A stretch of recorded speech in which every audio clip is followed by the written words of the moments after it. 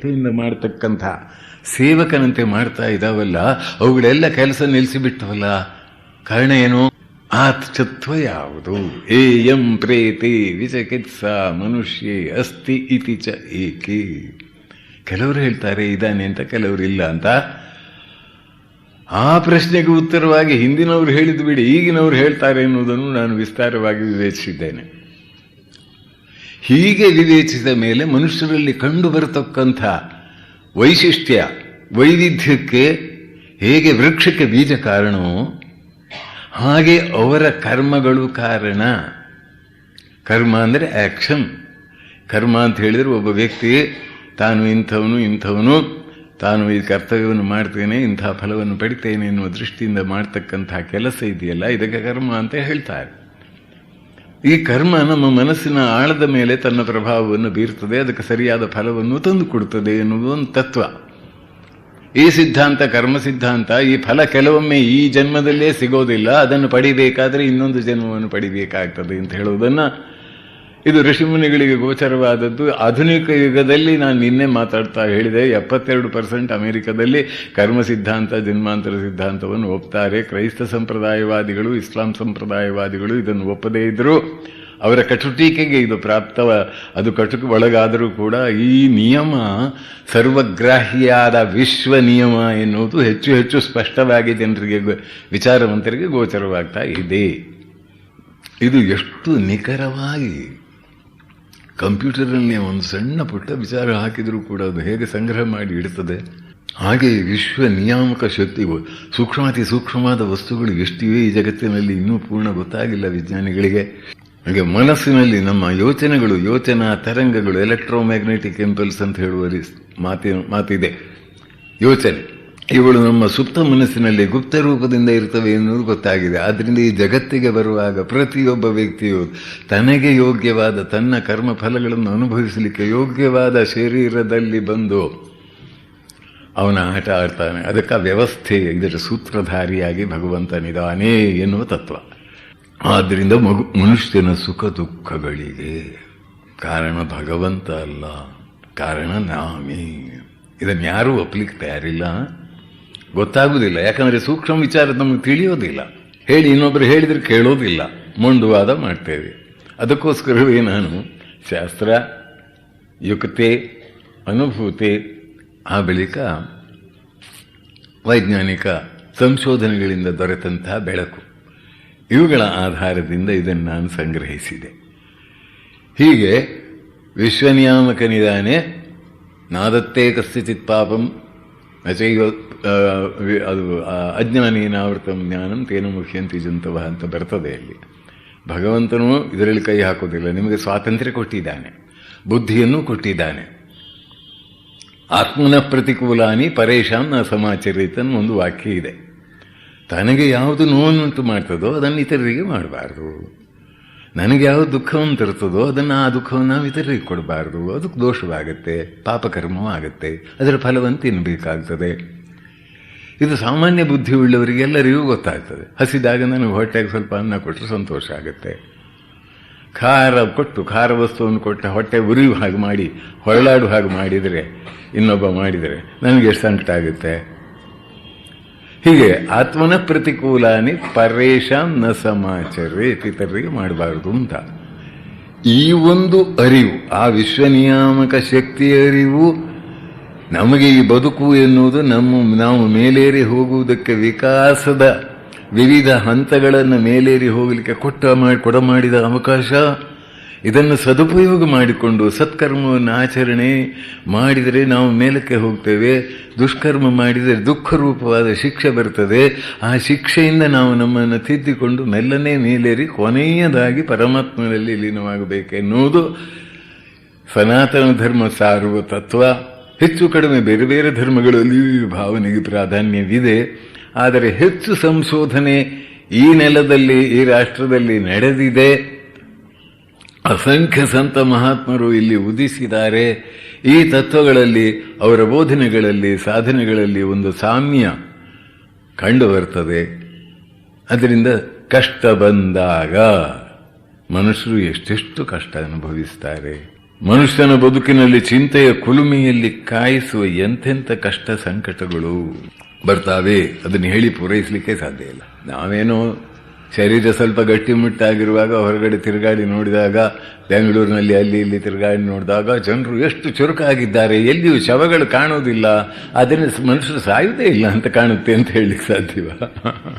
ಒಬ್ಬರು ಬಾಳಿನ ಗೋಳನ್ನು ತಾಳಲಾರದೆ, ನಾನೊಬ್ಬ ತಬ್ಬಲಿ, ಚಿಕ್ಕಂದಿನಿಂದಲೇ ತಾಯಿಯನ್ನು ಕಳೆದುಕೊಂಡು ಅಣ್ಣ ಅತ್ತಿಗೆಯವರ ಅನಾದರಣೆಯಲ್ಲಿ ಬೆಳೆದೆ. ನನ್ನ ದುರದೃಷ್ಟದಿಂದ ಒಬ್ಬ ಕುಡುಕನು ವಿಷಯಲಂಪಟನು ಆದ ಕ್ರೂರಿಯನ್ನು ಮದುವೆಯಾದೆ. ಈಗ ಮಕ್ಕಳಿದ್ದಾರೆ. ಮೊದಲನೇ ಮಗುವಿಗೆ 9 ವರ್ಷ, ಎರಡನೇದಕ್ಕೆ 4 ವರ್ಷ. ಜೀವನದಲ್ಲಿ ಪಡಬಾರದ ಕಷ್ಟವನ್ನೆಲ್ಲ ಅನುಭವಿಸಿ ಸಾಕಾಗಿದೆ. ಇತ್ತ ಗಂಡನ ಪ್ರೀತಿಯೂ ಇಲ್ಲ, ಅತ್ತ ಬಂಧು ಬಳಗವರಿಂದ ದೂರ ಇದ್ದೇನೆ. ಎಷ್ಟೆಂದರೆ ನನಗಾಗಲಿ ನನ್ನ ಮಕ್ಕಳಿಗಾಗಲಿ ಹೇಳಿಕೊಳ್ಳಲಾದರೂ ಒಬ್ಬ ಗೆಳತಿಯಾಗಲಿ ಆತ್ಮೀಯರಾಗಲಿ ಇಲ್ಲ. ಆದರೂ ಇಷ್ಟು ವರ್ಷಗಳು ದೇವರ ಮೇಲೆ ನಂಬಿಕೆ, ಒಂದು ರೀತಿಯ ನಂಬಿಕೆ ಇದೆ ಅಂತೆ ದೇವರ ಮೇಲೆ ಅವಳಿಗೆ. ಇಂದ ಕಾಲ ತಳ್ಳಿದೆ. ಇದೀಗ ಅದು ಸಾಧ್ಯವಾಗುತ್ತಿಲ್ಲ. ಅವರ ಬಾಯಿಂದ ನೀನು ಸತ್ತರೂ ಚಿಂತೆ ಇಲ್ಲ ಎನ್ನುವ ಅರ್ಥದ ಮಾತುಗಳು ಈಗೀಗ ಹೆಚ್ಚಾಗಿ ಬರುತ್ತಿವೆ. ಇಷ್ಟೊಂದು ಕಠಿಣ ಹೃದಯಗಳು ಅವರು ಆಗಿರಲಿಲ್ಲ.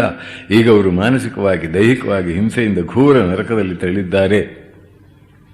ಹತಾಶಳಾಗಿದ್ದೇನೆ. ಬದುಕುವ ಆಸೆ ನನಗಿಲ್ಲವಾಗಿದೆ. ಮಕ್ಕಳ ಮೋಹನ ನನ್ನ ತಡೆಯುತ್ತಿಲ್ಲ. ಇಂಥ ಡಿಪ್ರೆಷನ್ ಅಥವಾ ಅವಸಾದ ಅಥವಾ ಖಿನ್ನತೆ ಅಂತ ಯಾವುದನ್ನು ಹೇಳ್ತಾರೋ ಇದರಿಂದ ಜನ ನರಳುತ್ತಾರೆ. ಇದಕ್ಕೆ ಏನು ದಾರಿ? ಇದರಿಂದ ಪಾರಾಗುವುದು ಹೇಗೆ? ಇದಕ್ಕೆ ಕಾರಣವಾದರೂ ಏನು? ಆದರೂ ಮುಂದೆ ಆ ಮಕ್ಕಳ ಅವಸ್ಥೆ ಏನು ಎಂದು ಒಮ್ಮೊಮ್ಮೆ ಕಂಗಾಲಾಗುತ್ತಿದ್ದೇನೆ. ಈ ಎಲ್ಲ ದ್ವಂದ್ವಗಳಿಂದ ನಾನು ಪಾರಾಗಲು ಈ ಹತಭಾಗಿನಿಗೆ ಏನು ದಾರಿ? ಏನು ದಾರಿ? ಸೈಕಾಲಜಿಸ್ಟ್ ಏನು ಹೇಳ್ತಾರೆ, ಫಿಸಿಸಿಸ್ಟ್ ಏನು ಹೇಳ್ತಾರೆ, ಕೆಮಿಸ್ಟ್ ಏನು ಹೇಳ್ತಾರೆ, ಡ್ರಗ್ಗಿಸ್ಟ್ ಏನು ಹೇಳ್ತಾರೆ, ಆಧ್ಯಾತ್ಮಿಕ ನಿಜವಾದ ಆಧ್ಯಾತ್ಮದ ವ್ಯಕ್ತಿ ಏನು ಹೇಳ್ತಾರೆ? ಯಾವುದನ್ನು ನಾವು ಸ್ವೀಕರಿಸೋಣ? ಸಂತರ ಉಕ್ತಿ ಇದಕ್ಕೆ. ಭಗವಂತನಿಗೆ ನಿನ್ನ ಕಷ್ಟ ತಿಳಿಯದೇ ಇಲ್ಲ. ಕಬ್ಬಿಣ ಕಾದ ನಂತರ ಅದನ್ನು ಚೆನ್ನಾಗಿ ಬೇಕಾದ ರೀತಿಯಲ್ಲಿ ಬಗ್ಗಿಸಬಹುದು. ದೇವರಲ್ಲಿ ಎಂದೂ ಶ್ರದ್ಧೆಯನ್ನು ಕಳೆದುಕೊಳ್ಳಬೇಡ. ಆದರಣೀಯರೆಂದು ಮೇಲೆ ಮೇಲೆ ತೋರಿಕೊಂಡು ನಿಜವಾಗಿ ಅನಾದರವನ್ನು ತೋರುವ ಸ್ವಾರ್ಥಿ ದುರಾಸೆಯ ಈ ಜಗತ್ತು ದುಃಖಮಯ ಎಂಬುದು ನಿನಗೀಗ ಅರಿವಾಗಿರಬಹುದು. ನಿನ್ನ ಪ್ರಾರ್ಥನೆಯನ್ನು ಭಗವಂತನು ಕೇಳುವುದಿಲ್ಲವೆಂದು ಎಂದೂ ತಿಳಿಯಬೇಡ. ಇದು ಅತ್ಯಂತ ಪ್ರಾಮುಖ್ಯವಾದದ್ದು. Prayer is the most powerful form of energy one can generate. It is a force as real as terrestrial gravity. As a physician, I have seen men lifted out of disease and melancholy by serene effort of prayer. ನಮಗೆ ಶ್ರದ್ಧೆ ಅಭಾವ ಇದೆ. ದೇವರ ಬಗ್ಗೆ ನಮಗೆ ಒಂದು ಸ್ಪಷ್ಟವಾದ ಚಿಂತನೆ ಅಥವಾ ಅರಿವು, ಆ ಅರಿವಿಗೆ ಶಾಸ್ತ್ರದ ಆಧಾರ, ಸಜ್ಜನರ ಅನುಭವದ ಆಧಾರ, ಯುಕ್ತಿಯ ಆಧಾರ, ವೈಜ್ಞಾನಿಕ ಹಿನ್ನೆಲೆಯ ಆಧಾರ ಇದ್ದರೆ ಆ ಒಂದು ಶ್ರದ್ಧೆಯ ಬಲದಿಂದ ಕಷ್ಟ ಕಂಟಕಗಳನ್ನು ಎದುರಿಸುವ ಸಾಮರ್ಥ್ಯ ನಮ್ಮಲ್ಲಿ ಉದಿಸ್ತದೆ. ಇಲ್ಲದಿದ್ದರೆ ಹೇಗೆ? ಶ್ರದ್ಧೆ ಇಲ್ಲ, ಏನೋ ಪ್ರಾರ್ಥನೆ ಮಾಡಲಿಕ್ಕೆ ಹೇಳ್ತಾರೆ. ಎಂತ ಅಂತ ಪ್ರಾರ್ಥನೆ ಮಾಡಿದ ಅವ್ನು ಕೇಳ್ತಾನ? ಕೇಳದಿದ್ರೆ ಇದೆಲ್ಲ ಯಾಕೆ ಹೀಗಾಗುತ್ತೆ? ಏನೇನೋ ಪ್ರಶ್ನೆ ಬಂದುಬಿಡುತ್ತೆ. ಥಟ್ಟನೆ ಉಪಯೋಗ ತಿಳಿಯದೇ ಇರಬಹುದು. ಪ್ರಾರ್ಥನೆ ಮಾಡಿದಾಗ, ಬಿಡದೆ ಮಾಡಿದಾಗ ಅದು ಕೆಲಸಕ್ಕೆ ಬಂದೇ ಬರ್ತದೆ. ಖಂಡಿತ ಪ್ರಯೋಜನ ಆಗುವುದು. ಅವರಿವರು ನಿನಗೆ ಒಳಿತು ಮಾಡಲಾರರು. ದೇವರಲ್ಲದೆ ಜೀವಿಯನ್ನು ಉದ್ಧರಿಸಲು ಯಾರಿಗೂ ಸಾಧ್ಯವಿಲ್ಲ. ಹಿಂದಿನದನ್ನು ನೆನೆಸಿಕೊಳ್ಳಬೇಡ. ಮೊನ್ನೆ ನೀನು ಏನು ಊಟ ಮಾಡಿದೆ ಎಂದು ನೆನೆಸ್ಕೊಳ್ತೀಯೇನು? ಅಂತೆಯೇ ಹಿಂದೆ ಆಗಿ ಹೋದ ವಿಚಾರವನ್ನು ಮತ್ತೆ ಮತ್ತೆ ಏಕೆ ನೆನಪು ಮಾಡಿಕೊಳ್ಳುವೆ? ಈಗ ಕಳೆದು ಹೋದ ಕ್ಷಣ ಮತ್ತೆ ಹಿಂದಿರುಗದು. ಇನ್ನು ಮೇಲೆ ಎಚ್ಚೆತ್ತು ಮುನ್ನಡಿ ಇಡು. ಮಕ್ಕಳಿಗೂ ಮುಂದೆ ಸ್ತೋತ್ರ ಪಾಠ, ಪ್ರಾರ್ಥನೆ ಮಾಡುವ ವಿಧಾನ ಕಲಿಸು. ಈ ವಿಚಾರವನ್ನು ಬೇರಾರಿಗೂ ತಿಳಿಸಬೇಕಿಲ್ಲ. ನಿನ್ನ ಗಂಡನಿಗಾಗಿಯೂ ಹೃತ್ಪೂರ್ವಕ ಪ್ರಾರ್ಥಿಸು. ಒಳಿತಾಗುವುದು, ಮಂಗಲವಾಗುವುದು. 1 ತಿಂಗಳ ಕಾಲ ನಿಷ್ಠೆಯಿಂದ ಹೀಗೆ ಮಾಡಿ ಮುಂಜಾನೆ ಎದ್ದು ದೇವರನ್ನು ಸ್ಮರಿಸು. ನಿತ್ಯ ಕರ್ಮ ಮುಗಿಸಿ ದೇವರ ಕೋಣೆಯನ್ನು ಪ್ರವೇಶಿಸಿ ನಮಸ್ಕರಿಸಿ ಹೃತ್ಪೂರ್ವಕ ಪ್ರಾರ್ಥಿಸು. ದುಃಖದ ಆವೇಗ ಒತ್ತರಿಸಿ ಬಂದಾಗ ನಿನಗೆ ಇಷ್ಟ ಬಂದ ರೀತಿಯಲ್ಲಿ ದೇವರಲ್ಲಿ ಮೊರೆ ಇಡು. ಸ್ವಲ್ಪ ತಾಳು. ಎಂದು ದುಡುಕಬೇಡ, ಕೊಂದುಕೊಳ್ಳಬೇಡ. ಮನುಷ್ಯ ಜೀವನ ಅತ್ಯಂತ ಶ್ರೇಷ್ಠವಾದದ್ದು. ಅದನ್ನು ಮಣ್ಣು ಮುಕ್ಕಿಸಬೇಡ. ಮಕ್ಕಳ ಜವಾಬ್ದಾರಿ ಇದೆ. ಅವರನ್ನು ಮನುಷ್ಯರಾಗಿ ಕಾಲ ಮೇಲೆ ನಿಲ್ಲುವಂತೆ ಮಾಡಬೇಕು. ಸಾಧ್ಯ ಇದೆ. ಈ ಭಾವ ಬಂದು ಎಷ್ಟು ಸಹಸ್ರ ಮಂದಿ ಉದ್ಧಾರವಾಗಿದ್ದಾರೆ, ಎಷ್ಟು ಭಕ್ತರ ಜೀವನದಲ್ಲಿ ಪರಿವರ್ತನೆ ಆಗಿದೆ. ಪರಿವರ್ತನೆ ಆಗಲಿಲ್ಲ ಅಂತ ಕಂಡು ಬಂದರೂ ಅದಕ್ಕೆ ಕಾರಣವಿದೆ. ದೇವರ ರಾಜ್ಯದಲ್ಲಿ ಕಾರಣ ಇದೆ. ನಾವು ಎಣಿಸಿದಂತೆ ಪ್ರಾರ್ಥನೆ ನೆರವೇರುವುದಿಲ್ಲ. ಕೆಲವೊಮ್ಮೆ ಒಳ್ಳೆಯವರು, ಸಜ್ಜನರು, ದೇವರನ್ನು ನೆಚ್ಚಿದವರು, ಸೇವಾ ಕಾರ್ಯವನ್ನು ಮಾಡಿದವರು, ನಿಸ್ವಾರ್ಥ ದೃಷ್ಟಿ ಉಳ್ಳವರು, ದೇಶಭಕ್ತರು ಹೀಗೆಲ್ಲ ಇದ್ರೂ ಕೂಡ ಯಾವುದೋ ಒಂದು ಭಯಾನಕವಾದ ರೋಗ ಬಂದು ಅವರಿಗಾಗಿ ಎಲ್ಲರೂ ಪ್ರಾರ್ಥನೆ ಮಾಡಿದರೂ ಕೂಡ ಅವರು ಸದ್ಯ ಆ ದೇಹದಲ್ಲಿ ಇಲ್ಲದೇ ಇರಬಹುದು. ಅದಕ್ಕೆ ಯಾಕೆ ಅಂತ ನಾನು ಕಾರಣವನ್ನು ನಿನ್ನೆ ಪ್ರಯತ್ನ ಮಾಡಿದ್ದೇನೆ ಅದನ್ನು ಹೇಳಲಿಕ್ಕೆ. ಅದನ್ನು ಪೂರ್ಣ ವಿಸ್ತಾರವಾಗಿ ವಿವರಿಸಲಿಕ್ಕೆ ಇಲ್ಲಿ ಸಮಯ ಇಲ್ಲ. ಅದಕ್ಕೂ ಕಾರಣವಿದೆ. ಮಾತ್ರ ಅವರು ಇನ್ನೂ ಒಳ್ಳೆಯ ಸ್ಥಾನಕ್ಕೆ ಹೋಗಿರಬಹುದು. ನಮ್ಮ ದೃಷ್ಟಿಯಿಂದ ಅವರು ಹೋದರು ಅಷ್ಟೇ. ಅವರು ಎಲ್ಲಿ ಹೋಗ್ತಾರೆ, ಏನಾಗ್ತದೆ ಅಂತ ಸೂಕ್ಷ್ಮಾತಿ ಸೂಕ್ಷ್ಮ ಲೋಕದ ವಿಚಾರ ನಮ್ಮ ಅಲ್ಪ ಬುದ್ಧಿಗೆ ತಿಳಿಯುವುದಿಲ್ಲ. ಅದು ಭಗವಂತನ ರಾಜ್ಯದ ನಿಯಮ ಪ್ರಕಾರ ನಡೀತದೆ ಎಲ್ಲವೂ. ಪ್ರಾರ್ಥನೆಗೆ ಅರ್ಥವಿದೆ. ಜೀವನದಲ್ಲಿ ಪ್ರಾರ್ಥನೆ ಎಷ್ಟು ಮಾಡಿದರೂ ಕೂಡ ಸಾಯುವ ಸಮಯ ಬಂದಾಗ ದೇವರು ಅದನ್ನು ಕೇಳಿ ನಿನಗೆ ಇಂಥ ಸಮಯದಲ್ಲಿ ರೆಡಿಯಾಗು ಅಂತ ಹೇಳ್ಬೋದು, ತಟಕ್ಕನೆ ಕರೆದುಕೊಂಡು ಹೋಗದೇ ಇರ್ಬೋದು. ಅಷ್ಟು ಮಾಡಿ ಅವನಿಗೆ ಧೈರ್ಯ ಕೊಡ್ತಾನೆ, ಹೆದರುದು ಬೇಡ ಅಂತ. ಸಾವನ್ನೇ ನಿಲ್ಲಿಸ್ತಾನೆ ಅಂತ ನಮಗೆ ಹೇಳಲಿಕ್ಕಾಗೋದಿಲ್ಲ. ಆದರೆ ದೈನಂದಿನ ಜೀವನದಲ್ಲಿ ಮನುಷ್ಯನು ಅನಾವಶ್ಯಕವಾಗಿ ಚಿಂತೆ ಮತ್ತು ನಾನಾ ರೀತಿಯ ಖಿನ್ನತೆಯನ್ನು ಹೊಂದುವುದನ್ನು ದೂರ ಮಾಡಲಿಕ್ಕೆ ಖಂಡಿತ ಸಾಧ್ಯ. ಈ ಪ್ರಾರ್ಥನೆಯಿಂದ ಪರಿವರ್ತನೆ ಸಾಧ್ಯ. ಇನ್ನೊಂದು ಮುಖ್ಯವಾಗಿ ವಿಚಾರ ತಿಳ್ಕೊಳ್ಬೇಕಾದ್ದು, ಕಾರಣವಿಲ್ಲದೆ ಕಷ್ಟ ಬರುವುದಿಲ್ಲ. ಕಾರಣ ಇದೆ, ಕಾರಣ ನಮಗೆ ಗೊತ್ತಾಗೋದಿಲ್ಲ ಅಷ್ಟೇ. ಅತಿ ಸೂಕ್ಷ್ಮವಾದ ಕಾರಣ ಇದೆ. ನಮ್ಮ ಮನಸ್ಸಿನಲ್ಲಿ, ಸುಪ್ತ ಮನಸ್ಸಿನಲ್ಲಿ ಗುಪ್ತರೂಪವಾಗಿ ಎಷ್ಟು ವಿಚಾರಗಳೆಲ್ಲ ಅಡಗಿಕೊಂಡಿವೆ. ಇದನ್ನು ಇವತ್ತು ವಿಜ್ಞಾನ, ಮನೋವಿಜ್ಞಾನ ಹೆಚ್ಚು ಹೆಚ್ಚು ನಮಗೆ ತಿಳಿಸಿಕೊಡ್ತಾ ಇದೆ. ಮಾತ್ರವಲ್ಲ, ಹಿಂದಿನ ಜೀವನಕ್ಕೆ ಸಂಬಂಧಪಟ್ಟ ವಿಚಾರಗಳಿಗೂ ಬೇಕಾದಷ್ಟು ಒಂದು ಪ್ರಾಧಾನ್ಯ ಇವತ್ತು ವೈಜ್ಞಾನಿಕ ಮನೋವೃತ್ತಿಯನ್ನು ಬೆಳೆಸಿಕೊಂಡ ವಿದೇಶದಲ್ಲಿ, ರಷ್ಯಾದಲ್ಲಿ ವರ್ವರಾ ಐವನೋವ ಅಂತ ಹೇಳುವವರು ಕೈರ್ಲಿಯನ್ ಫೋಟೋಗ್ರಫಿಯಲ್ಲಿ ಇದನ್ನೆಲ್ಲ ಕೆಲವು ಅಂಶಗಳನ್ನು ತಿಳಿದುಕೊಂಡಿದ್ದಾರೆ. ಅಲೆಕ್ಸಾಂಡರ್ ಕ್ಯಾನನ್ ಅಂತ ಅವನು ಲಂಡನ್ನಲ್ಲಿ ಬೇಕಾದಷ್ಟು ಸಂಶೋಧನೆ ಮಾಡಿದ್ದಾರೆ. ಇಲ್ಲೆಲ್ಲ ಪಾಲಿಟಿಕ್ಸ್ ಇದೆ, ಸತ್ಯವನ್ನು ಹೊರಹಾಕಲಿಕ್ಕೆ ಬಿಡೋದಿಲ್ಲ. ನಾನಾ ಕಾರಣಗಳಿಂದ ಧಾರ್ಮಿಕ ಪ್ರೆಜುಡಿಸಸ್ ಇದೆ, ಜನರಿಗೆ ಸತ್ಯ ತಿಳಿಲಿಕ್ಕೆ ಬಿಡೋದಿಲ್ಲ. ಹೇಗೆ ಪಾಲಿಟಿಕ್ಸಿನವರು, ರಾಜಕೀಯಸ್ಥರು ತಮ್ಮ ತಮ್ಮ ಪಾರ್ಟಿಯನ್ನೇ ಪ್ರಮುಖವಾಗಿ ಮಾಡಿಕೊಳ್ಳುವುದಕ್ಕೆ ಏನು ಸುಳ್ಳು ಹೇಳಲಿಕ್ಕೂ ಹಿಂಜರಿಯುವುದಿಲ್ಲವೋ, ಹಾಗೆ ಧಾರ್ಮಿಕರಾದವರು ನಿಜವಾದ ಧಾರ್ಮಿಕವಾದ ಜೀವನ ನಡೆಸುವುದಕ್ಕಿಂತಲೂ ಹೆಚ್ಚಾಗಿ ತಮ್ಮ ಧರ್ಮ ಶ್ರೇಷ್ಠ ಅಂತ ಹೇಳುವುದರಲ್ಲಿ ಅವರಿಗೆ ಹೆಚ್ಚು ಆಸಕ್ತಿ ಇರುವುದರಿಂದ ಸತ್ಯ ಏನಂತ ತಿಳಿಸುವುದಕ್ಕೆ ಹೆಚ್ಚು ಪ್ರಯತ್ನ ಮಾಡೋದಿಲ್ಲ. ಮತ್ತೊಂದು ರೀತಿಯ ಭಯ, ನಮ್ಮ ಧರ್ಮದ ನಿಜವಾಗಿ ಯಥಾರ್ಥ ಧರ್ಮವಾಗ್ತದೋ ಇಲ್ವೋ, ಜನರ ನಿಂದೆಗೆ ಪಾತ್ರವಾಗ್ತದೋ ಅನ್ನೋ ಒಂದು ಭಯವೂ ಇದೆ. ಇದಕ್ಕೆ ಬೇರೆ ಬೇರೆ ಕಾರಣಗಳೆಲ್ಲ ಇವೆ. ಆದರೆ ಸತ್ಯ ಇದು, ಕಾರಣ ಇದೆ. ಮನುಷ್ಯನ ಸುಖ ದುಃಖಕ್ಕೆ ಕಾರಣವಿದೆ. ಎಂದೂ ಭಗವಂತ ಜೀವಿಗಳನ್ನು ಕಷ್ಟದ ಕೊಠಡಿಯಲ್ಲಿ ನೂಕಿ ತಮಾಷೆ ನೋಡುವುದಿಲ್ಲ. ಆತ ಸದಾ ನಿರ್ಲಿಪ್ತನಾಗಿ ಎಲ್ಲವನ್ನೂ ನೋಡುತ್ತಾನೆ. ಯಾವ ಜೀವಿ ಸಹಾಯಕ್ಕಾಗಿ ಹಾತೊರೆಯುವುದೋ ಆ ಜೀವಿಗೆ ಆ ಸಂದರ್ಭಕ್ಕೆ ತಕ್ಕಂತೆ ಎಲ್ಲ ರೀತಿಯಿಂದ ಸಹಾಯ ಮಾಡುತ್ತಾನೆ.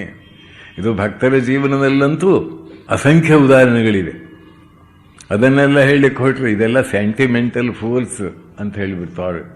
ವೈಜ್ಞಾನಿಕ ಮನೋವೃತ್ತಿ ಮತ್ತು ವಿಚಾರವಂತರು, ಧೀಮಂತರು ಅಂತ ಕರೆಸ್ಕೊಳ್ತಾರಲ್ಲ ತಮ್ಮನ್ನು ತಾವೇ, ಅವ್ರು ಹಾಗೆ ಹೇಳಿಬಿಡ್ತಾರೆ. ಅದರಿಂದ ಉಪನ್ಯಾಸಕರಾಗೋರಿಗೆ ಆ ವಿಚಾರದಲ್ಲಿ ಸ್ವಲ್ಪ ಜಾಗೃತ ಇರಬೇಕು.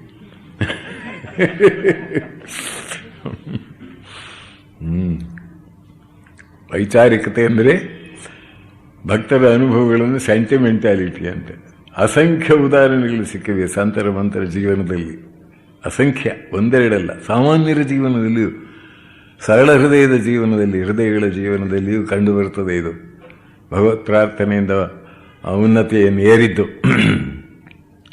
ಹಾಗಾಗಿ ಭಗವಂತನಲ್ಲಿ ದೃಢ ಸಿದ್ಧ ಇಡಬೇಕು. ಪ್ರಾರಬ್ಧವನ್ನು ರದ್ದು ಮಾಡೆಂದು ಆತನಲ್ಲೇ ಬಿಡದೆ ಪ್ರಾರ್ಥಿಸಬೇಕು. ಈ ಜಗತ್ತು ಹೇಗೆಂದರೆ ದಟ್ಟವಾಗಿ ಕವಿದ ಮೋಡದ ವಾತಾವರಣದಂತೆ, ಸುತ್ತಲೂ ಕವಿದ ಹೊಗೆ ವಾತಾವರಣವಿದ್ದಂತೆ ಈ ಸಂಸಾರ. ಇಲ್ಲಿ ಎಂದೂ ನಿಜವಾದ ಸುಖ ಸಂತೋಷ ದೊರೆಯದು. ಹಾಗಂತ ಯಾರಿಗಾದರೂ ಹಾಗಂತ ಬರೆದೇ ಹೇಳಿದರೆ ಅವರದನ್ನು ನಂಬಲಿಕ್ಕೆ ಆಗೋದಿಲ್ಲ, ಥಟ್ಟನೆ ನಂಬಲಿಕ್ಕೆ ಆಗೋದಿಲ್ಲ. ಅದನ್ನು ನಾನು ದೂರುವುದಿಲ್ಲ, ಅದು ಯಾರೂ ದೂರತಕ್ಕದ್ದಲ್ಲ. ಮನುಷ್ಯ ವಿಶಿಷ್ಟ ಸಂಸ್ಕಾರಗಳಿಂದ, ವಿಶಿಷ್ಟ ಆಸೆ ಆಕಾಂಕ್ಷೆಗಳಿಂದ, ವಿಶಿಷ್ಟ ಕರ್ಮಗಳಿಂದ ಪ್ರೇರಿತನಾಗಿ ಈ ಜಗತ್ತಿಗೆ ಬಂದು ಅದನ್ನು ಪಡೆಯುವುದಕ್ಕಾಗಿ ಹೋರಾಡ್ತಾ ಇದ್ದಾನೆ. ವಿಕಾಸದ ಯಾವುದೋ ಒಂದು ಹಂತದಲ್ಲಿ ನಿಂತಿದ್ದಾನೆ. ಅವನ ಪ್ರವೃತ್ತಿಗಳು ಅವನ ಹಿಂದಿನ ಜೀವನದ ಅಥವಾ ಸಂಸ್ಕಾರಗಳಿಂದ ಪ್ರೇರಿತವಾಗಿವೆ. Deep down in our subconscious mind all the thoughts and actions of the past are recorded. They are not dead material. They are living forces. You say you are free. Are you really free? ಆಲೋಚನೆ ಮಾಡಿ ನೋಡಿ. ನೀವು ಬಹಳ freedom ಇದೆಯಾ ನಿಮಗೆ? ಹೌದಾ? ಹಾಗಾದರೆ ಒಂದು 10 ನಿಮಿಷ ಒಂದೇ ಸಬ್ಜೆಕ್ಟನ್ನು ಕುರಿತು ಚಿಂತನೆ ಮಾಡಿ. ಫ್ರೀಡಮ್ ಇದೆಯಲ್ಲ ನಿಮಗೆ?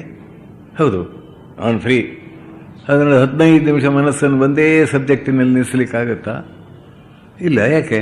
ಮನಸ್ಸು ಚಂಚಲವಾಗಿದೆ. ಯಾಕೆ ನಿಗ್ರಹಿಸುವುದಿಲ್ಲ? ಚಂಚಲಂ ಹಿ ಮನ ಕೃಷ್ಣ ಪ್ರಮಾಥಿ ಬಲವದೃಢಂ ತಸ್ಯಾಹಂ ನಿಗ್ರಹಂ ಮನ್ಯೆ ವಾಯೋರಿವ ಸುದುಷ್ಕರಂ ಅಂತ ಹೇಳ್ತಾನಲ್ಲ ಅಲ್ಲಿ. ಎಲ್ಲರ ಅವಸ್ಥೆ ಇದಲ್ಲ. ಹಾಗಾದರೆ ಕೆಲವರು ಫಸ್ಟ್ ರ್ಯಾಂಕ್ ಎಲ್ಲ ಬರ್ತಾರೆ. ಅವ್ರಿಗೆ ಯಾರು ಹೆಚ್ಚು ಬಡತನ ಇದೆ, ಅಂದರೆ ರೋಗ ಇದೆ, ನಾನಾ ರೀತಿಯ ಅನುಕೂಲತೆಗಳಿಲ್ಲ. ಆದರೆ ಒಂದು ಸಬ್ಜೆಕ್ಟನ್ನು ಹಿಡ್ಕೊಂಡು 3 ಗಂಟೆ 4 ಗಂಟೆ ಒಂದೇ ನಿಶ್ಚಲವಾದ ಮನಸ್ಸಿನಿಂದ ಚಿಂತನೆ ಮಾಡುವ ಸಾಮರ್ಥ್ಯ ಅವರಿಗೆ ಹೇಗೆ ಲಭ್ಯವಾಯಿತು? ಕಾರಣ ಏನು? ಆಲೋಚನೆ ಮಾಡಿ ನೋಡಿ. ಹಾಗಾದರೆ ಸ್ವಾತಂತ್ರ್ಯ ನಮ್ಮ ಮನಸ್ಸು ನಮಗೆ ಸ್ವಾತಂತ್ರ್ಯ ಬಾಯಲ್ಲಿ ಹೇಳಿದರೆ ಆಯಿತು, ಕಾರ್ಯದಲ್ಲಿ ಯಾಕೆ ಬರ್ತಾ ಇಲ್ಲ? ಅದಕ್ಕೆ ಕಾರಣ ಏನು? ಕಾರಣ ಏನಂತ ಯಾಕೆ ನಾವು ಆಲೋಚನೆ ಮಾಡೋದು ಅಂತ ಹೇಳೋದೆ? ಅದು ತಪ್ಪಿಸಿಕೊಳ್ಳುವ ವಿಧಾನ ಆಗುತ್ತೆ. ಹಾಗೆ ಮಾಡಬಾರ್ದು. ಕಾರಣ ಇದೆ. ಇದನ್ನು ನಾನು ನೋಡಿದೆ ಬಾಲ್ಯದಿಂದಲೇ. ಆ ಮನಸ್ಸು ಕೆಲವರಲ್ಲಿ ಮಕ್ಕಳಾಗಿರುವಾಗಲೇ ತಂದೆ ತಾಯಿಗಳಿಗೆ ಅಲ್ಲಿ ಏನೋ ತೊಂದರೆ ಆಗ್ತದೆ, ಅಲ್ಲಿ ತುಂಬ ಕೆಲಸದಿದ್ದರೆ ತನಗೆ ಹಸಿವೆ ಆದರೂ ಮಗು ಹೇಳ್ತಾ ಇಲ್ಲ ಹಸಿವೆ ಆಗಿದೆ ಅಂತ. ಅದು ಆದ ಮೇಲೆ ಹೇಳೋಣ ಅಂತ ಅದ್ರ ಮನಸ್ಸಿಗೆ ಹೊಳಿತದೆ. ಇದು ಎಂಥ ಒಂದು ನೇಚರ್, ಸ್ವಭಾವ. ಇನ್ನೊಬ್ಬರ ಕಷ್ಟವಾಗದೇ ಇರಲಿ ಎನ್ನುವ ಭಾವ ಹೇಗೆ ಬಂತು? ಇದನ್ನೇನು ವರ್ಣನೆ ಮಾಡ್ತೀರಿ ನೀವು? ಮನುಷ್ಯನ ವ್ಯಕ್ತಿತ್ವದ ನಿರ್ಮಾಣದಲ್ಲಿ ಅವನ ಮನಸ್ಸಿನ ಪಾತ್ರ, ಆ ಮನಸ್ಸಿನ ಹಿನ್ನೆಲೆಯಲ್ಲಿ ಇರತಕ್ಕಂಥ ಸಂಸ್ಕಾರಗಳನ್ನು ಇಲ್ಲ ಅಂತ ಹೇಳಲಿಕ್ಕೆ ಸಾಧ್ಯವೇ? ಹೀಗೆಂದು ಬರಿದೇ ಹೇಳಿದರೆ ಅದನ್ನು ಥಟ್ಟನೆ ನಂಬುವುದಿಲ್ಲ. ಹಾಗಾಗಿ ಸ್ವಂತ ಅನುಭವದಿಂದ ಸಂಸಾರವೇನೆಂದು ತಿಳಿಯಬೇಕಾಗುವುದು. ಹೀಗೆ ಮನಸ್ಸಿಗೆ ಅದರ ಅಲ್ಪತೆ ದೃಢವಾದ ಬಳಿಕ ನಾವು ಅದರ ಆಕರ್ಷಣೆಯಿಂದ ಖಂಡಿತ ಪಾರಾಗಬಹುದು. ಕಷ್ಟವೆಂಬ ಕಗ್ಗಂಟು ಅಷ್ಟೊಂದು ಜಟಿಲವಾಗಿದೆ, ಅದನ್ನು ಬಿಡಿಸಿ ನಿವಾರಿಸಲು ಸಾಧ್ಯವಿಲ್ಲ. ಆದರೆ ಭಗವಂತನ ನಾಮ ಮತ್ತು ಪ್ರಾರ್ಥನೆ ಎಂಬ ದಿವ್ಯಾಗ್ನಿಯಲ್ಲಿ ಆ ಕಗ್ಗಂಟು ಕರಗುವುದು. Most powerful form of energy one can generate. ಕಷ್ಟ ಕಂಟಕಗಳನ್ನು ಎದುರಿಸಲಿಕ್ಕೆ ಸಾಧ್ಯ. ಯಾಕೆ? ಇಡೀ ಜಗತ್ತಿನಲ್ಲಿ ಬದಲಾವಣೆ ತರಲಿಕ್ಕೆ ಸಾಧ್ಯ. ಎಲ್ಲರೂ ಇಡೀ 570 ಕೋಟಿ ಜನ ದಿವಸಕ್ಕೆ 1 ನಿಮಿಷ ಪ್ರಾರ್ಥನೆ ಮಾಡಿದ್ರೆ ಪರಿವರ್ತನೆ ಆಗ್ತದೆ. ಮಾಡುವುದಿಲ್ಲ. ಎಲ್ಲ ಭಕ್ತರು ಕೂಡ ಮಾಡುವುದಿಲ್ಲ. ನಮ್ಮಲ್ಲಿ ಸೋಕಾಲ್ಡ್ ಭಕ್ತರೆಲ್ಲ ಇದ್ದಾರಲ್ಲ, ರಾಷ್ಟ್ರಕ್ಕೆ ಒಳ್ಳೆಯದಾಗಲಿ, ಎಲ್ಲರಿಗೂ ಶುಭವಾಗಲಿ ಅಂತ ಪ್ರಾರ್ಥನೆ ಮಾಡ್ತಾರ? ಆ ಶ್ಲೋಕ ಇದೆ, ಅಲ್ಲೊಂದು ಶ್ಲೋಕ ಇದೆ, ಸರ್ವಸ್ತರತು ದುರ್ಗಾಣಿ ಅಂತ ಹೇಳ್ತಾರೆ. ಅದು ಹೃದಯದಿಂದ ಬರುವುದಿಲ್ಲ. ಶ್ಲೋಕ ಏನೋ ಇದ್ದುಕೊಂಡಿದೆ, ಪ್ರಿಂಟು ಮಾಡಿದ್ದಾರೆ, ಅದನ್ನು ಹಂಚಬಹುದು. ಅದು ಪ್ರತ್ಯೇಕ ಮಾಡ್ತಾರೆ, ಶ್ರದ್ಧೆಯಿಂದ ಮಾಡ್ತಾರ. ಎಷ್ಟರ ಮಟ್ಟಿಗೆ ಮನುಷ್ಯ ಇದರಲ್ಲಿ ಸಿಕ್ಕಾಕೊಳ್ತಾನೆ, ಅಹಂಕಾರ ಮಮಕಾರಗಳಲ್ಲಿ. 2 ತಪಸ್ವಿಗಳಿದ್ರಂತೆ. ನದಿ ಆ ಕಡೆಯಲ್ಲಿ ಒಬ್ಬ ತಪಸ್ಸು ಮಾಡ್ತಾನೆ ಕುಟೀರ ಕಟ್ಟಿಕೊಂಡು, ಈ ಕಡೆಯಲ್ಲಿ ಇನ್ನೊಬ್ಬ ತಪಸ್ಸು ಮಾಡ್ತಾ ಇದ್ದಾನೆ. ಈ ತಪಸ್ಸು ಮಾಡುವ ಕಾಲದಲ್ಲಿ ಬಹಳ ವರ್ಷಗಳು ಮಾಡಿದ ಮೇಲೆ ಆ ಕಡೆ ದೇವರು ಪ್ರತ್ಯಕ್ಷನಾಗಿ ನಿನಗೇನು ಬೇಕು ಕೇಳಿದ. ಅಲ್ಲಿ ಆ ಕಡೆಯಲ್ಲಿ ಮಾಡ್ತಾ ಇದ್ದಾರಲ್ಲ, ಅವರಿಗೇನು ಬೇಕು ಅದರ ಡಬ್ಬಲ್ ನನಗೆ ಬೇಕು ಅಂತ ಈತ. ದೇವರಲ್ಲಿ ಹೋಗಿ ನಿನಗೇನು ಬೇಕು? ಅವರೇನು ಕೇಳಿದರು? ಅದೇ ನಿಮ್ಗೆ ಬೇಕಾದರೆ ಡಬ್ಬಲ್ ಅವ್ರು ಬೇಕು ಅಂತ ಹೇಳಿ. ಹಾಗಾದ್ರೆ ನಂದು 1 ಕಣ್ಣು ಹೋಗಲಿ, ಅವನ ಕುಟೀರದೇ ಇದ್ರೂ ಒಂದು ಬಾವಿ ತಯಾರಾಗಲಿ ಅಂತ ಹೇಳಿದ ಅಂತೆ. ಅವನು 2 ಕಣ್ಣು ಹೋಯ್ತು. ಅವನು ಹೊರಗಡೆ ಬಂದರೆ ಬಾವಿಯಲ್ಲಿ ಬಿದ್ದು ಸತ್ತು ಹೋಗಲಿ ಅಂತ ಇವನು ತಪಸ್ಸು ಮಾಡಿ. ನಿಜವಾದ ತಪಸ್ಸು ಮಾಡಿದರೆ ಮನಸ್ಸು ಶುದ್ಧವಾಗಿ ಸರ್ವಭೂತ ಹಿತೇ ರಥಾಹ ಅಂತ ಹೇಳ್ತಾರಲ್ಲ, ಸಮಸ್ತ ಜೀವಿಗಳಿಗೆ ಮಂಗಲವನ್ನು ಕೋರುವ ವ್ಯಕ್ತಿ ಆಗ್ತಾನೆ ಆತ ಅಂತ ಇದೆ. ಅದು ಸತ್ಯ. ತಪಸ್ಸನ್ನು ಆಚರಿಸಿ ಅಹಂಕಾರ ತತ್ವವನ್ನು ದಾಟಿ ಆತ್ಮನಲ್ಲಿ ಲೀನಾದ ಅಥವಾ ಪರಮಾತ್ಮನ ಪಾದದಲ್ಲಿ ಮನಸ್ಸನ್ನು ನಿಲ್ಲಿಸಿದ ವ್ಯಕ್ತಿ ಎಂದು ಮನಸ್ಸು ಮಾತು ಕೃತಿಗಳಲ್ಲಿ ಇತರರ ಅಹಿತ ಚಿಂತನೆ ಮಾಡಲು ಸಾಧ್ಯವೇ ಇಲ್ಲ. ಆದರೆ ಸೋಕಾಲ್ಡ್ ಆ ಅಹಂಕಾರ ತ್ಯಾಗ ಮಾಡದೇ ಇದ್ರೆ ಮನುಷ್ಯನಲ್ಲಿ ಎಂಥ ಒಂದು ದುರಂತದ ಕಡೆಗೆ ಹೋಗ್ತಾನೆ, ಈ ರಾಗದ್ವೇಷಗಳಿಗೆ ಸಿಕ್ಕಿ. ನೋಡಿ, ಮನುಷ್ಯನು ಕಷ್ಟಕಂಟಗಳಲ್ಲಿ ಸಿಕ್ಕಿ ನರಳುವಾಗ ಅವನಿಗೆ ಗೊತ್ತಾಗ್ತಾ ಇಲ್ಲ. ನನ್ನ ಮಿತ್ರರು ಒಂದು ಡ್ರಾಮಾಕ್ಕೆ ಹೋಗಿದ್ದರು. ಆ ಡ್ರಾಮಾಕ್ಕೆ ಅವ್ರು ಹೋಗುವಾಗ ಏನೋ ದಾರಿಯಲ್ಲಿ ತಡವಾಗಿ ಸ್ಟ್ಯಾಂಪೇಡ್ ಆಗಿ ಸ್ವಲ್ಪ ಲೇಟಾಗಿ ಹೋದರು. 1ನೇ ಅಂಕ ಮುಗಿದಿತ್ತು. ಆ ತಪ್ಪು ಮಾಡಿದವನ್ನ ಹಿಡ್ಕೊಂಡು ಪೊಲೀಸರು ಸರಿ ಒದಿತಾ ಇದ್ದಾರೆ. ಇದನ್ನು ನೋಡಿ ಇವರಿಗೆ ಬಹಳ ದುಃಖ ಆಯಿತು. ಒಬ್ಬ ಮನುಷ್ಯ ತಪ್ಪು ಮಾಡಬಹುದು, ಆದರೆ ಈ ರೀತಿ ಒದಿಯುವುದಾ?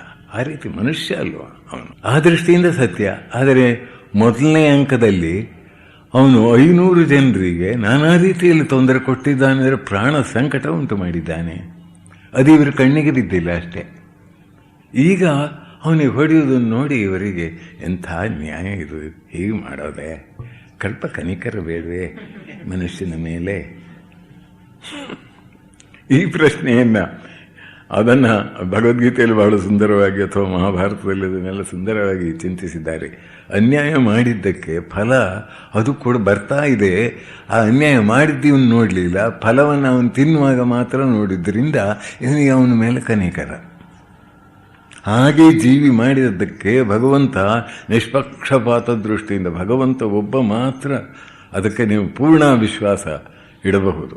ಬೆಳಕು, ಗಾಳಿ, ನೀರು ಭಗವಂತನ ಸೇವಕರು. ಏನಾದರೂ ಅವುಗಳಿಗೆ ಪ್ರೆಜುಡಿಸಸ್ ಇದೆಯಾ? ಭಗವಂತನ ಪ್ರತಿನಿಧಿಗಳಾದ ನೀರು, ಗಾಳಿ, ಬೆಳಕು ನೋಡಿ, ಅದಕ್ಕೆ ಹಿಂದೂ, ಮುಸಲ್ಮಾನ್, ಕ್ರಿಶ್ಚಿಯನ್ ಅಂತ ಭೇದವಿದೆಯಾ? ಜಾತಿ ಭೇದವಿದೆಯಾ? ಭಗವಂತನ ಶಕ್ತಿ, ಪರಮಾದ್ಭುತವಾದಂತಹ ಶಕ್ತಿ, ನೀರು, ಗಾಳಿ, ಬೆಳಕುಗಳು ಈ ಜೀವಿಗಳಿಗೆ ಇರಲಿಕ್ಕೆ ತಕ್ಕ ವ್ಯವಸ್ಥೆ ಮಾಡಿದಾನಲ್ಲ. ಅವನ ಸೇವಕರು ಹೇಗೆ ತಮ್ಮ ತಮ್ಮ ಕರ್ತವ್ಯವನ್ನು ಎಷ್ಟು ನಿಷ್ಠೆಯಿಂದ ಮಾಡ್ತಾ ಇದ್ದಾವೆ. ಮನುಷ್ಯನಿಗೆ ಮಾತ್ರ ಸ್ವಲ್ಪ ಸ್ವಾತಂತ್ರ್ಯ ಕೊಟ್ಟು ಅದನ್ನು ಸದುಪಯೋಗ ಮಾಡಿ ನನ್ನ ಹತ್ರ ಬರೋ ಬಾ ಅಂತ ಕೇಳಿದರೆ ಇವನ್ನೆಲ್ಲ ಮೂರ್ಖತನ ಶುರು ಮಾಡಿಕೊಂಡು ಸ್ವಾರ್ಥದಿಂದ ಮನುಷ್ಯನಿಗೆ ಸ್ವಾತಂತ್ರ್ಯ ಕೊಟ್ಟದ್ದನ್ನು ಪೂರ್ಣ ಈ ತಪ್ಪು ದಾರಿಯಲ್ಲಿ ನಡೆಯುವ ಅಭ್ಯಾಸದಿಂದ ತನ್ನನ್ನು ತಾನು ಸಂಕುಚಿತಗೊಳಿಸಿಕೊಳ್ತಾನೆ, ದುಃಖ ದುರಂತಗಳನ್ನು ಆಹ್ವಾನಿಸ್ತಾನೆ. ಆದ್ದರಿಂದ ಅಷ್ಟಾದರೂ ದಾರಿ ಇದೆ. ಅಪಿಚೇತ್ ಸುದುರಾಚಾರೋ ಭಜತೆ ಮಾಂ ಅನನ್ಯ ಭಾಕ್ ಅನ್ನೋ ಭಗವದ್ಗೀತೆ ವಾಣಿ ಇದೆ. ಕೆಳಗೆ ಬಿದ್ದವರು ಹೆದರಬೇಕಾಗಿಲ್ಲ. ಅವರಿವರನ್ನು ದೂರುವುದಕ್ಕಿಂತ ಆ ನೆಲವನ್ನೇ ಆಧರಿಸಿ ಮೇಲಕ್ಕೆ ಏರಿದಂತೆ ಭಗವಂತನಲ್ಲಿ ಪೂರ್ಣ ಶರಣಾಗತನಾಗಿ ಪ್ರಾರ್ಥನೆ ಮಾಡಿ ಮೇಲೆ ಏರಲಿಕ್ಕೆ ಸಾಧ್ಯ. ಭಗವಂತದ್ದು ಬಹಳ ಅವನು ಅಪಾರ ಕೃಪಾಮಯ ಅಂತ ಅಲ್ಲಿ ಗೊತ್ತಾಗ್ತದೆ. ಆದರೆ ಜೀವಿ ಅದನ್ನು ತಗೊಳ್ಳಿಕ್ಕೆ ಸಿದ್ಧವಾಗುವುದಿಲ್ಲ. ಜೀವಿ ಇನ್ನೂ ಆ ನೈತ್ಯಾನುಸಂಧಾನ ಮಾಡಿ ತಾನು ಮಾಡಿದ ತಪ್ಪುಗಳನ್ನೇ ಚಿಂತನೆ ಮಾಡಿಕೊಂಡು ನಾನು ಮಹಾಪಾಪಿ ಅಂತ ಹೇಳುವುದನ್ನೇ ಮನಸ್ಸಿನಲ್ಲಿ ಅವನ self image completely distorted self image, ಆ ಸ್ವವ್ಯಕ್ತಿತ್ವ ಚಿತ್ರ ಇದೆ ನೋಡಿ, ಅದು ಸಂಪೂರ್ಣ ದುರ್ಬಲವಾಗಿ ಹೋಗಿದೆ. ಆದ್ದರಿಂದ ಕಷ್ಟ ಆಗ್ತದೆ. ಆದರೆ ಆ ಕಡೆಯಿಂದ ಅವನ ಅಭಯಹಸ್ತ ಸದಾ ಇದೆ. ಆದ್ದರಿಂದ ಯಾರೊಬ್ಬರೂ ಕೂಡ ತಮಗೆ ದಾರಿ ಇಲ್ಲ, ತಮಗೆ ಬೆಳಕಿಲ್ಲ, ಕಷ್ಟ ಕಂಟಕ ಬಂದರೆ ಅಂತ ತಿಳಿಯಲಾಗದು. ಸನ್ಯಾಸಿಗಳಲ್ಲಿ ಪರಿವ್ರಾಜಕ ಜೀವನದಲ್ಲಿ ಕೈಯಲ್ಲಿ ಕಾಸನ್ನು ಇಟ್ಟುಕೊಳ್ಳದೆ, ಯಾರಿಂದಲೂ ಏನನ್ನು ಅಪೇಕ್ಷಿಸದೆ, ಆಕಾಶ ವೃತ ಅಂತ ಹೇಳ್ತಾರೆ, ಆಕಾಶವನ್ನೇ ನೋಡಿಕೊಂಡಿರುವುದು, ಅಂದರೆ ಪೂರ್ಣ ಪರಮಾತ್ಮನಲ್ಲಿಯೇ ಭರವಸೆ ಇಟ್ಟು ಸಂಚಾರ ಮಾಡುವ ಒಂದು ಕ್ರಮ ಇದೆ. ಈಗಲೂ ನಮ್ಮಲ್ಲಿ ಕೆಲವರು ಗೋದಾವರಿ ನದಿ ತೀರದಲ್ಲಿ ಹೋಗಿ 1 ವರ್ಷಗಳ ಕಾಲ ಕೈಯಲ್ಲಿ ಕಾಸನ್ನು ಇಟ್ಟುಕೊಳ್ಳದೆ, ಕೇವಲ ಊಟಕ್ಕೂ ತಯಾರು ಮಾಡಿಕೊಳ್ಳದೆ ಭಗವಂತನನ್ನೇ ನೆಚ್ಚಿ ತಿರುಗಾಡುವುದುಂಟು. ಅವರಿಗೆ ಆದ ಅನುಭವವನ್ನು ಅವರು ಹೇಳ್ತಾರೆ. ಅದ್ಭುತ ಅದು. ಹಿಂದೆ ಯಾಕೆ ಸಾಧುಗಳು ಸನ್ಯಾಸಿಗಳು ಕೈಯಲ್ಲಿ ಕಾಸನ್ನು ಇಟ್ಟುಕೊಳ್ಳದೆ, ಸ್ವಾಮಿ ವಿವೇಕಾನಂದರ ಜೀವನದಲ್ಲಿಯೇ ಬರ್ತದೆ. ಅವರೇ ಹೇಳ್ತಾರೆ, I am a man who have met starvation for 14 years of life, not knowing where to take the next meal, where to sleep. A man who dared to stay at a place where thermometer registered 30 degrees below zero without proper clothes. ಅಂತ ಯಾವ ಶಕ್ತಿ ಅದು! 3 ದಿನ ಊಟ ಇಲ್ಲ ಒಮ್ಮೆ. ಎಂಥ ಭರವಸೆ ಭಗವಂತನಲ್ಲೇ! ಆದರೆ ಎಂಥ ಅದ್ಭುತ ಕೆಲಸ ಮಾಡಿದರು. ಭಗವಂತನ ಶಕ್ತಿಯಿಂದ ಶಕ್ತರಾದವರ ಜೀವನವನ್ನು ನೋಡಬೇಕು, ಸಂತರ ಜೀವನವನ್ನು ನೋಡಬೇಕು, ಅದನ್ನು ಅಧ್ಯಯನ ಮಾಡಬೇಕು. ಆಗ ಗೊತ್ತಾಗ್ತದೆ, ಶ್ರದ್ಧೆ ವೃದ್ಧಿ ಆಗ್ತದೆ. ಅದಕ್ಕೆ ಏನು ಪ್ರೇರಣೆ ಉಂಟು ಆಧುನಿಕರಿಗೆ ನನಗೆ ಗೊತ್ತಿಲ್ಲ. ಇರಲಿ,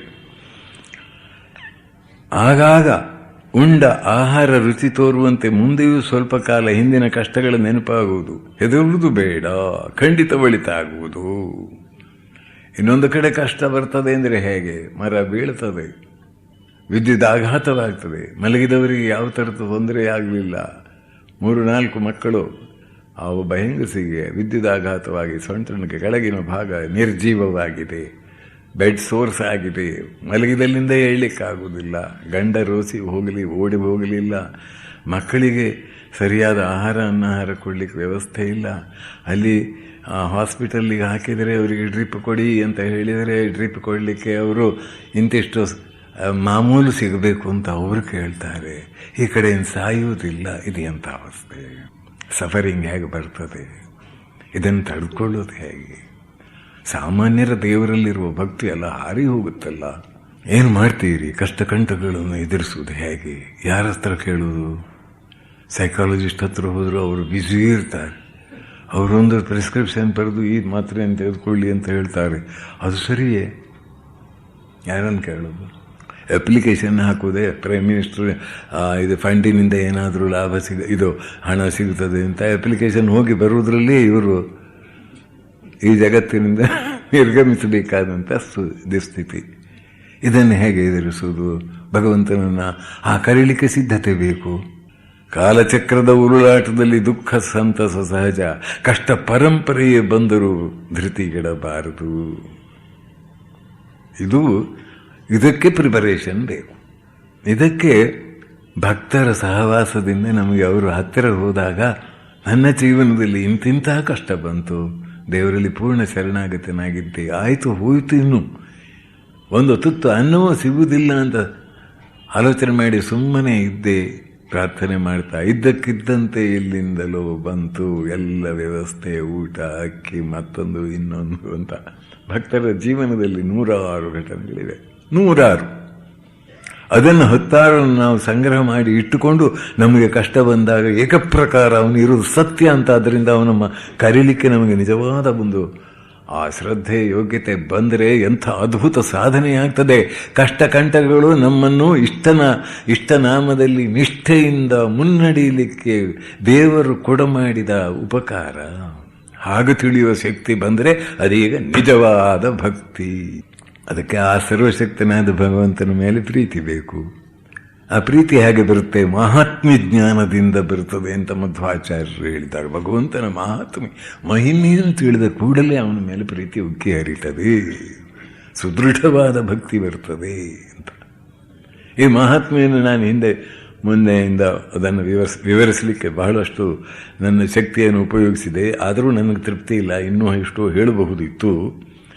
ಅದು ಗೊತ್ತಾದರೆ ಜೀವ ಮೆಲ್ಲನೆ ತನ್ನ ಮನಸ್ಸನ್ನು ಭಗವದ್ ಅಭಿಮುಖವಾಗಿ ಮಾಡ್ತದೆ. ಕಷ್ಟ ಕಂಟಕಗಳಿಗೆ ಹೆದರುವುದಿಲ್ಲ, ಹಿಂದಾದುದಕ್ಕೆ ಚಿಂತಿಸಬೇಡ. ಭಗವಂತ ಯಾರನ್ನು ಎಂತಹ ಸಂದರ್ಭದಲ್ಲೂ ಕೈ ಬಿಡುವುದಿಲ್ಲವೆಂಬ ನಿತ್ಯ ಸತ್ಯವನ್ನು ಮರೆಯಬೇಡ. ತಲ್ಲಣಿಸದಿರು ಕಂಡ್ಯ ತಾಳು ಮನವೇ, ಎಲ್ಲರನ್ನು ಸಲಹುವನು, ಇದಕ್ಕೆ ಸಂದೇಹ ಬೇಡ. ಇದು ಕನಕದಾಸರಂಥ ಮಹಾಮಹಿಮರು, ಅನುಭಾವಿಗಳು, ಭಗವಂತನನ್ನು ಕಂಡವರು, ಅವರ ಜೀವನದಲ್ಲಿ ಅನುಭವದಿಂದ ಅದು ಸತ್ಯವಾದದ್ದು. ಅವರು ಅದನ್ನು ಹೇಳ್ತಾರೆ. ಆಧುನಿಕ ಯುಗದಲ್ಲಿ ವಿಜ್ಞಾನಿಗಳು ಬೇರೆ ರೀತಿಯಲ್ಲಿ ಹೇಳ್ತಾರೆ. ಎಲ್ಲ ಕಡೆ ಜೀನ್ಸ್ ಮೂಲಕ ಮತ್ತೊಂದರ ಮೂಲಕ ವ್ಯವಸ್ಥೆ ಮಾಡಿದ್ದು. World is designed by N executive engineer intelligence, ಹಾಗೆ ಹೀಗೆ ಎಲ್ಲ ಹೇಳ್ತಾರೆ ವಿಜ್ಞಾನಿಗಳು. ಅವರು ಅಡವಿಯೊಳಗಾಡುವ ಮೃಗ ಪಕ್ಷಿಗಳಿಗೆಲ್ಲ ಅಡಿಗಡಿಗೆ ಆಹಾರ ಇತ್ತವರು ಯಾರು? ಆ ಪ್ರೆಸೆನ್ಸನ್ನು ಫೀಲ್ ಮಾಡಲಿಕ್ಕೆ ಇವತ್ತು ವಿಜ್ಞಾನ ನಮಗೆ ಸಹಾಯ ಮಾಡ್ತದೆ ಅಂತ ನನಗನ್ನಿಸ್ತದೆ. ಅದೇ ರೀತಿಯಲ್ಲಿ ಇವರು ಸಂತರ ವಾಕ್ಯಗಳು ಸಹಾಯ ಮಾಡ್ತವೆ. ಈ ಸಂತರು ಮಹಾತ್ಮರು ಅದು ಹಿಂದೂ ಧರ್ಮದಲ್ಲಿ ಮಾತ್ರ ಅಲ್ಲ, ಎಲ್ಲ ಧರ್ಮಗಳಲ್ಲಿಯೂ ಇದ್ದಾರೆ ಮಹಾತ್ಮರು. ಕ್ರಿಶ್ಚಿಯನ್ರಲ್ಲಿಯೂ ಸೈಂಟ್ಸ್ ಆಗಿ ಹೋಗಿದ್ದಾರೆ, ಮುಸಲ್ಮಾನರಲ್ಲಿಯೂ ಸೈಂಟ್ಸ್. ಈ ಸೈಂಟ್ಸಿನ ವಾಕ್ಯಗಳನ್ನು, ಈ ಸಂತರ ವಾಕ್ಯಗಳನ್ನು ನಮ್ಮ ಧರ್ಮಗುರುಗಳು ವಿಶಾಲ ಹೃದಯದಿಂದ ಬಿತ್ತರಿಸಿ ಜನಮಾನಸದಲ್ಲಿ ಎಂಥ ಸದ್ಭಾವನೆಯನ್ನು ತರಲಿಕ್ಕೆ ಸಾಧ್ಯ, ಆದರೆ ಮಾಡ್ತಾ ಇಲ್ಲಲ್ಲ. ಇದೆಂಥ ದುರಂತ. ನಮ್ಮ ಎಲ್ಲ ದುಃಖ ದುಮ್ಮಾನಗಳಿಗೂ ಕಾರಣ ಉಂಟು. ಅಂತೆಯೇ ಸತ್ಕರ್ಮ ಮಾಡಿದ್ದಕ್ಕೆ ಖಂಡಿತ ಫಲ ಉಂಟು. ದೇವರು ನಿಯಮದಂತೆ ಕೆಲಸ ಮಾಡಲು ಪ್ರೇರಕ.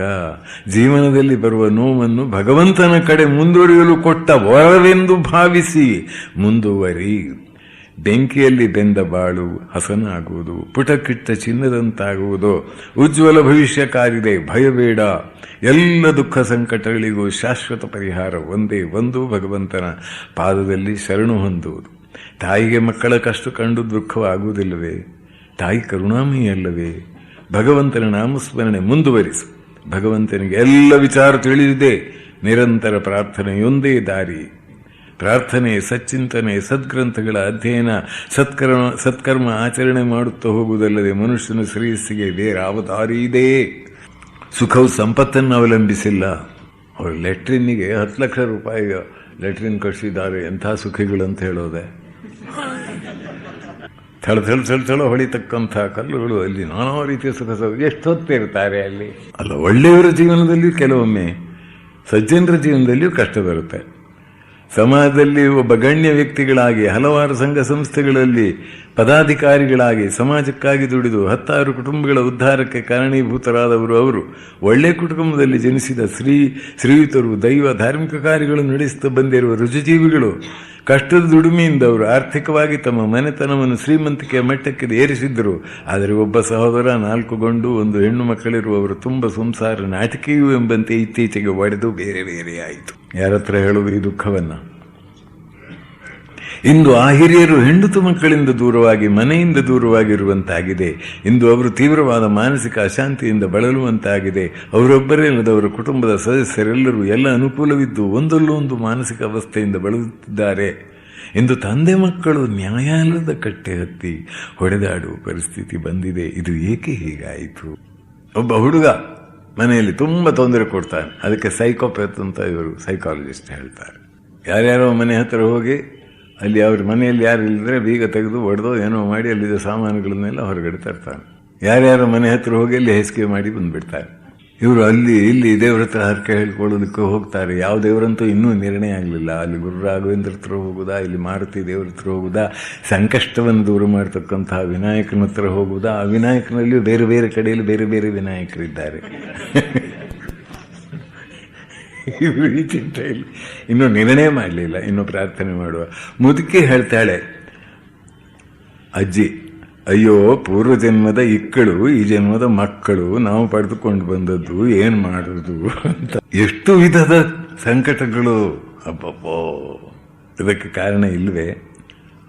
ನೀವು ಪ್ರಾರ್ಥನೆ ಮಾಡ್ತೀರಿ ಅಂತ ಹೇಳ್ತಾರೆ ಸ್ವಾಮೀಜಿ, ನೀವು ಪ್ರಾರ್ಥನೆ ಮಾಡಿ ಅಂತ ಹೇಳ್ತೀರಿ. ಪ್ರಾರ್ಥನೆ ಮಾಡಲು ಯತ್ನಿಸಿದೆ, ಆದರೆ ಸಾಧ್ಯವಾಗುತ್ತಿಲ್ಲ. ಮನಃಶಾಂತಿಯೇ ಸಿಗುತ್ತಿಲ್ಲ. ಮನಸ್ಸಿನ ಸ್ಥಿಮಿತ ತಪ್ಪುತ್ತಿದೆ. ಮನಸ್ಸಿನ ಚಂಚಲತೆಯನ್ನು ನನ್ನ ಹಿಡಿತಕ್ಕೆ ತರಲು ಸಾಧ್ಯವಾಗುತ್ತಿಲ್ಲ. ಎಂಥ ಸಣ್ಣ ಪುಟ್ಟ ಚಿಲ್ಲರೆ ವಿಷಯಗಳಿಗೂ ಸಿಟ್ಟು ಬಂದು ಬಿಡುತ್ತದೆ. ಯದ್ವಾತತ್ವ ಮಾತಾಡಿ ಬಿಡುತ್ತೇನೆ. ಅನಂತರ ನನ್ನ ತಪ್ಪು ತಿಳಿಯುತ್ತದೆ. ಇಷ್ಟಾದರೂ ತಿದ್ದಿಕೊಳ್ಳಲು ಸಾಧ್ಯವಾಗುತ್ತಿಲ್ಲ. ನೋಡಿ ಮನುಷ್ಯನ ಅವಸ್ಥೆ. ಇದಕ್ಕೆ ಯಾರು ಕಾರಣ? ಯಾರೋ ಒಬ್ಬನ ಕಾರಣ? ಸಮಾಜದ ಒಂದು ವೈಪರೀತ್ಯಗಳೇ ಕಾರಣ? ಆರೋಗ್ಯವೂ ಅಷ್ಟು ಚೆನ್ನಾಗಿಲ್ಲ. ಕುಳ್ಳನಾಗಿರುವುದರಿಂದ ಜನರ ಅಪಹಾಸ್ಯಕ್ಕೂ ಈಡಾಗಬೇಕಾಗಿದೆ. ಏನೇನು ಪ್ರಾಬ್ಲಮ್ಸು ನೋಡಿ.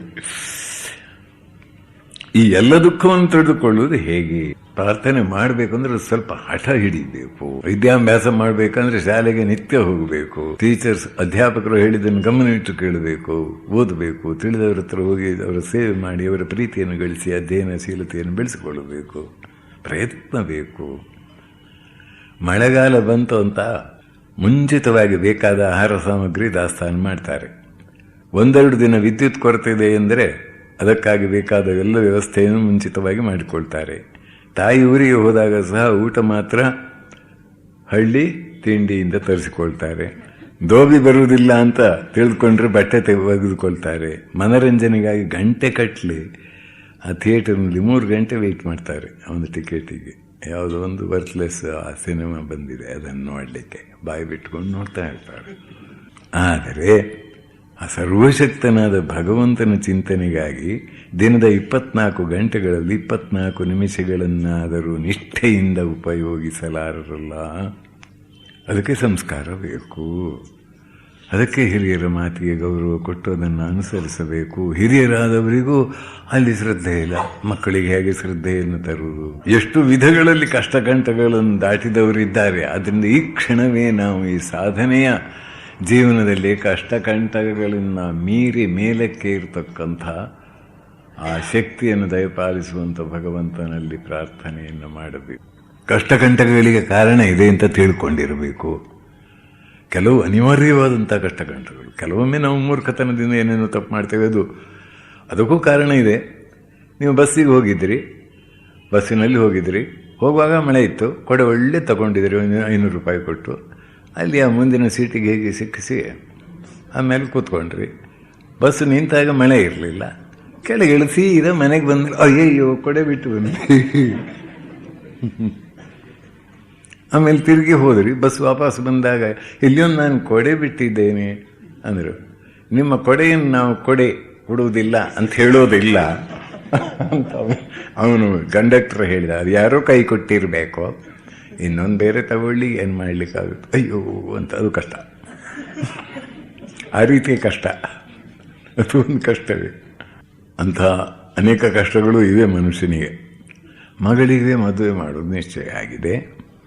ಕೆಲಸದ ನಿಮಿತ್ತ ಮೈಸೂರಿಗೆ ಹೋಗಿದ್ದಾನೆ. ಆಮಂತ್ರಣ ಪತ್ರಿಕೆ ಹತ್ತಿರವಿದ್ದರೆ ಆದಷ್ಟು ಜನರಿಗೆ ಅಲ್ಲಿ ಕೊಟ್ಟು ಬರಬಹುದು ಅಂತ ಒಂದು ಆಸೆಯಿಂದ ಹೋಗಿ ಪ್ರೆಸ್ಸಿನಲ್ಲಿ ಕೇಳಿದಾಗ, ಇನ್ನು 2 ದಿನ ಏನು ಮಾತಾಡುವಾಗಿಲ್ಲ ರೀ, ಕೆಲಸದವರೆಲ್ಲ ಸತ್ಯಾಗ್ರಹ ಮಾಡಿ ಕೂತ್ಕೊಂಡಿದ್ದಾರೆ, ಕರೆಂಟ್ ಇಲ್ಲ ಅಂದ. ಅಯ್ಯೋ ಅಲ್ಲಿ ಕಷ್ಟ. ಶ್ರಮ ವಹಿಸಿ ಓದ್ತಾನೆ ವಿದ್ಯಾರ್ಥಿ. ಇಷ್ಟೆಲ್ಲ ಓದೋದು ಯಾಕೆ ಅಂತ ದೇವರಿಗೆ ಗಣೇಶನಿಗೆ ಒಂದು ನಮಸ್ಕಾರ ಮಾಡಿ ಎಕ್ಸ್ಪೆಕ್ಟೆಡ್ ಕ್ವೆಶ್ಚನ್ ಅಂತ ಒಂದು 10 ಕ್ವೆಶ್ಚನ್ ಎಕ್ಸ್ಪೆಕ್ಟ್ ಮಾಡಿ ಅದಕ್ಕೆ ಸರಿಯಾದ ಸಿದ್ಧತೆ ಮಾಡಿ ಪರೀಕ್ಷೆಗೆ ಹೋಗಿ ಅಲ್ಲಿ ಪರೀಕ್ಷೆ ಬರೆದ. ಆದರೆ ಇವನು ಎಕ್ಸ್ಪೆಕ್ಟ್ ಮಾಡಿದ್ದು ಒಂದೂ ಬರಲಿಲ್ಲ. ಅಯ್ಯೋ ಈ ಪರೀಕ್ಷೆ ನನ್ನ ನಿರೀಕ್ಷೆ ಎಲ್ಲ ಹೆಚ್ಚು ಕಡಿಮೆ ಆಯ್ತಲ್ಲ ಅಂತ ಒದ್ದಾಡಿದ. ಅಲ್ಲಿ ಕಷ್ಟ. ಇಂಥ ಕೆಲವು ಸಣ್ಣ ಪುಟ್ಟ ಕಷ್ಟಗಳೆಲ್ಲ ಇರ್ತದೆ, ಅದು ಅನಿವಾರ್ಯವಾದದ್ದು. ಅದನ್ನು ಸಹಿಸಲಿಕ್ಕೆ ಸಾಮರ್ಥ್ಯ ಬೇಕು. ಭಯಪಟ್ಟರೆ ಅದರಿಂದ ಮತ್ತಷ್ಟು ಕಷ್ಟ ಆಗ್ತದೆ. ಅವಳು ಸಂಸಾರ ಅಂದರೆ ಗಂಡನ ಜೊತೆಯಲ್ಲಿ ಸುಖವಾಗಿ ಇರುವುದಂತ ತಿಳ್ಕೊಂಡಿದ್ಲು. ಸುಮಕೋಮಲಮ್ಮ ಅಂತ ಅವಳ ಹೆಸರು. ಹಾಯಾಗಿ ನಲಿಯುವುದು, ಎಲ್ಲ ಕಡೆ ತಿರುಗಾಡಿಕೊಂಡು ಬರುವುದು ಅಂತ ಅವಳು ಆಲೋಚನೆ ಮಾಡಿಕೊಂಡಿದ್ಲು. ಅವಳ ಅತ್ತೆಗೆ ಸೊಸೆ ಬಣ್ಣದ ಬೀಸಣಿಗೆ ಹೇಗೆ ಇರುವುದು ಸೇರಲಿಲ್ಲ. ಏನಿದು, ಹಿಂದಿನ ಕಾಲದಲ್ಲಿ ನಾವೆಲ್ಲ ನಮ್ಮ ಅತ್ತೆಯಂದರಿಂದ ಎಷ್ಟು ಏಟು ತಿಂದಿದ್ದೇವೆ, ಇವಳು ಬಂದು ಈಗಲೇ ಕುಣಿಲಿಕ್ಕೆ ಶುರು ಮಾಡಿ ಆಯಿತು ಅಂತ ಅವರಿಗೆ ಕೋಪ. ಶ್ರಮ ಗೌರವ ಬೋಧಿಸಿ ಚೆನ್ನಾಗಿ ದುಡಿಯುವಂತೆ ಅವರು ಮಾಡ್ತಾಳೆ. ಸೊಸೆಗೆ ಈ ಶ್ರಮದಾಯಕವಾದ ಕೆಲಸ ಆಗದು ಎನಿಸಿ ಅತ್ತೆ ಕಷ್ಟ ಕೊಡುತ್ತಿದ್ದಾಳೆ ಅಂತ ಪ್ರಚಾರ ಮಾಡಿ ಗಂಡನ ಕಿವಿಗೂ ಹೇಳಿ ಕಷ್ಟ ಅಂತ ಹೇಳ್ತಾರೆ. ಈ ರೀತಿಯ ಕಷ್ಟಗಳೆಲ್ಲ ಉಂಟು. ಇದಕ್ಕೆ ಕಾರಣ ಅಲ್ಟಿಮೇಟ್ಲಿ ಯಾವುದು? ಜೀವಿತದ ಅರ್ಥ ಉದ್ದೇಶದ ಬಗ್ಗೆ ಸರಿಯಾದ ತಿಳುವಳಿಕೆ ಇಲ್ಲ. ಪ್ರೀತಿ ಮತ್ತು ಸೇವೆಯ ಮಹಾ ಒಂದು ಆದರ್ಶ ಗೊತ್ತಿಲ್ಲ. ಪರಿಶುದ್ಧ ಪ್ರೀತಿ, ನಿಷ್ಕಲ್ಮಶವಾದ ಪ್ರೀತಿ, ಇದರ ಮಹಿಮೆಯನ್ನು ಜಗತ್ತಿನ ಜನರಿಗೆ ಬೋಧಿಸಿಲ್ಲ. ಇಡೀ ಪ್ರಕೃತಿಯೇ ತಾಯಿಯಲ್ಲಿ ಈ ಪ್ರೀತಿಯನ್ನು ಇಟ್ಟಿದೆ. ಕೆಟ್ಟ ತಾಯಂದಿರಬಹುದು, ಸೆಲ್ಫಿಶ್ ಆಗಿರ್ಬೋದು, ಆದರೆ ಮಗುವಿನ ಒಳಿತನ್ನು ಚಿಂತನೆ ಮಾಡತಕ್ಕ ಎಷ್ಟೇ ಕಷ್ಟವಾದರೂ ಕೂಡ ಈ ಮಗುವನ್ನು ಈ ಜಗತ್ತಿಗೆ ಕೊಟ್ಟು ಅದರ ಸರ್ವಾಂಗ ಸುಂದರವಾದ ಒಂದು ಪ್ರಗತಿಯಾಗಬೇಕೆನ್ನುವ ಆಸೆಯಿಂದ ಅದಕ್ಕಾಗಿ ತ್ಯಾಗ, ಸೇವೆ, ಕ್ಷಮೆ ಮುಂತಾದ ಗುಣಗಳನ್ನು ಬೆಳೆಸಿಕೊಂಡ ತಾಯಿಯ ಗುಣಗಳನ್ನು ನೋಡಿ ಆ ತಾಯಿಯ ಹೃದಯದಲ್ಲಿರುವ ಭಾವನೆ ಏನು? ಮಗುವಿನ ಹಿತ, ಮಗುವು ಸರಿಯಾದ ರೀತಿಯಲ್ಲಿ ಬೆಳೆದು ಒಳ್ಳೆಯ ವ್ಯಕ್ತಿಯಾಗಲಿ ಎನ್ನುವ ಒಂದು ಭಾವ ಇದೆ. ಆ ಭಾವದಲ್ಲಿ ನಿಜವಾದ ಪ್ರೀತಿ ವ್ಯಕ್ತವಾಗ್ತದೆ. ಆ ಪ್ರೀತಿ ಅತ್ಯಂತ ಶುದ್ಧವಾದದ್ರಿಂದ ಅದಕ್ಕೆ ಮಾತೃ ದೇವೋಭವ ಅಂತ ನಮ್ಮ ಶಾಸ್ತ್ರದಲ್ಲಿ ಹೇಳಿದರು. ಭಗವಂತನ ಪ್ರೀತಿ ಮಾತೆಯ ಮೂಲಕವಾಗಿ ಜಗತ್ತಿಗೆ ಹರಿತದೆ. ಅದರಿಂದ ತಾಯಿಯನ್ನು ಗೌರವಿಸು ಅಂತ. ಆದರೆ ತಾಯಿಯಂದರೆ ಆಗ್ತಕ್ಕಂಥ ಹೆಣ್ಣು ಮಕ್ಕಳು ಹತ್ತಿರ ಹೋಗ ಮದುವೆ ಆದ ಮೇಲೆ ಏನು ಹೇಳ್ತಾರೆ ಗಂಡನ ಕಿವಿಯಲ್ಲಿ? ಅಯ್ಯೋ, ಆ ಮದುವೆ ಒಬ್ಬಳ ಜೊತೆಗೆ ನಾನು ಯಾಕೆ ಇರೋದು, ಬನ್ನಿ ಹೋಗೋಣ. ಇವನು ಮೆಲ್ಲನೆ ಹೊರಟು ಬಿಟ್ಟ. ಬುದ್ಧಿ ಇದೆಯಾ ನಿಮಗೆ? ವೃದ್ಧಾಪ್ಯ ಬರುವುದಿಲ್ಲ. ನೀವೆಲ್ಲ ನಿಜವಾಗಿ ಯಾವಾಗಲೂ ಯೌವನದಲ್ಲೇ ಇರ್ತೀರಾ.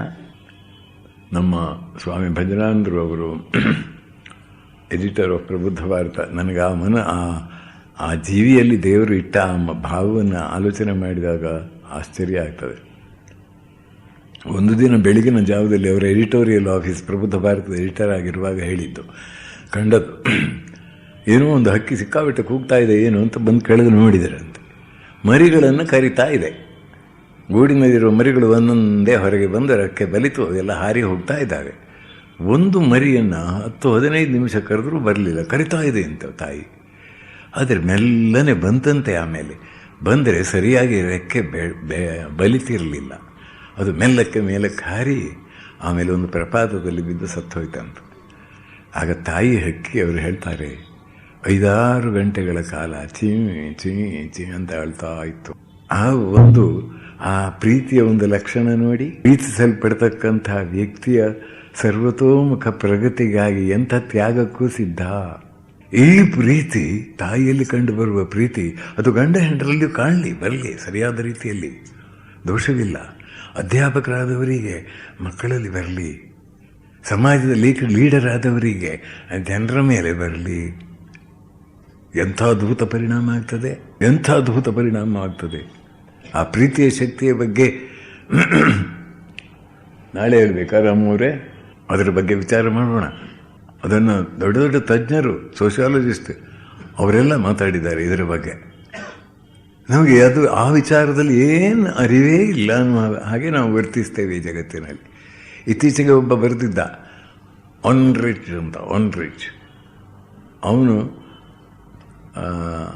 ಸರ್ವೈವಲ್ಲಿಗೆ, ಮನುಷ್ಯನ ಜೀವನಕ್ಕೆ, ಹಾರ್ಟು ಮತ್ತು ಇಡೀ ನಮ್ಮ ಶರೀರದ ಅಂಗಾಂಗಗಳ ಸೌಷ್ಠವಕ್ಕೆ, ಆರೋಗ್ಯಕ್ಕೆ ಈ ಪರಿಶುದ್ಧ ಪ್ರೀತಿ ಮತ್ತು ನಿಜವಾಗಿ ನಾವು ಆಪ್ತರ ಜೊತೆಯಲ್ಲಿ ಮಾತನಾಡುವಾಗ ಯಾವ ಒಂದು ಸಂತೋಷ ನಮಗೆ ಆಗ್ತದೆ, ಆ ಭಾವನೆಗಳಿಂದ ನಮ್ಮ ಶರೀರವನ್ನು ಸರಿಯಾದ ಆರೋಗ್ಯದ ಸ್ಥಿತಿಯಲ್ಲಿಡಬಹುದು ಅಂತ ಬರೆದಿದ್ದಾನೆ. 25 ವರ್ಷ ಇದು ಮಾಡಿ ಅಮೆರಿಕದ.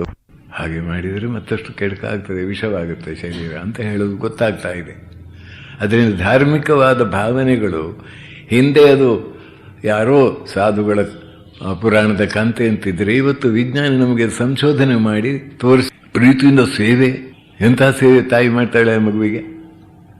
ಅಲ್ಲೇ ಮಲಮೂತ್ರ ವಿಸರ್ಜನೆ ಮಾಡುವಾಗ ಅದನ್ನು ಏನು ಮಲಮೂತ್ರ ವಿಸರ್ಜನೆ ಮಾಡ್ತದೆ ಅಂತ ದೇಸಿತಾಳ. ಅದು ಹೇಗೆ ಪ್ರಕೃತಿಯ ಪವಿತ್ರವಾದ ಪ್ರೀತಿಯನ್ನು ಇಟ್ಟಿದೆ ಅಲ್ಲಿ. ಎಷ್ಟು ಸೇವೆ! ಅದಕ್ಕೆ ತಾಯಿಯ ಋಣ ತೀರಿಸಲಿಕ್ಕೆ ಸಾಧ್ಯ ಇಲ್ಲ. ಒಬ್ಬ ಯಾರೋ ಒಂದು ದೇವಸ್ಥಾನ ಕಟ್ಟಿ ಇದು ನನ್ನ ತಾಯಿಯ ಋಣ ತೀರಿಸಿದೆ ಅಂದ ಅಂತೆ. ಅಷ್ಟೊತ್ತಿಗೆ ದೇವಸ್ಥಾನ ಕುಸಿದು ಬಿತ್ತಂತೆ. ಅಂದರೆ ತೀರಿಸ್ಲಿಕ್ಕೆ ಆಗೋದಿಲ್ಲ ಅಂತ. ಇದಕ್ಕೆ ಯಾರಾದರೂ ಹಣ ಕೊಟ್ಟು ಮಾಡಲಿಕ್ಕೆ ಸಾಧ್ಯವ? ನಾದಿಯರು ಮಾಡ್ತಾರ? ಮಾಡುವುದು ಬಹಳ ಮೆಕ್ಯಾನಿಕಲ್ ಆಗಿ. ಆ ಪ್ರೀತಿಯನ್ನು ಕೊಡುವವರು ಯಾರು? ಆ ಪ್ರೀತಿಯ ಪರಿಶುದ್ಧ ಶಕ್ತಿ ಪರಮದ್ಭುತವಾದದ್ದು. ಅದನ್ನು ಸಮಾಜಕ್ಕೆ ಕೊಡಬೇಕು. ಯಾರು ನಿಜವಾಗಿ ಆ ಪ್ರೀತಿಯನ್ನು ಕೊಡಬಲ್ಲರೋ, ಯಾರ ಹೃದಯದಲ್ಲಿ ಕಾಮನೆ ವಾಸನೆಗಳಿಲ್ವೋ ಅವರಿಗೆ ಆ ಎಲ್ಲರೂ ಒಳ್ಳೆಯದಾಗಬೇಕೆನ್ನುವ ತುಡಿತ ಎಷ್ಟು ಪ್ರಬಲವಾಗಿರ್ತದೆ. ರಾಷ್ಟ್ರ ಮೇಲೆ ಕೇಳಬೇಕು, ಜನ ಒಗ್ಗಟ್ಟಾಗಿ ಬಾಳಬೇಕು, ಎಲ್ಲ ಧರ್ಮದವರು ಬಾಳಬೇಕು. ಈ ಒಂದು ತುಡಿತ ಶ್ರೀರಾಮಕೃಷ್ಣರಲ್ಲಿ ಎಲ್ಲರ ಕಡೆಗೂ ಹೇಗೆ ಹರಿಯಿತು.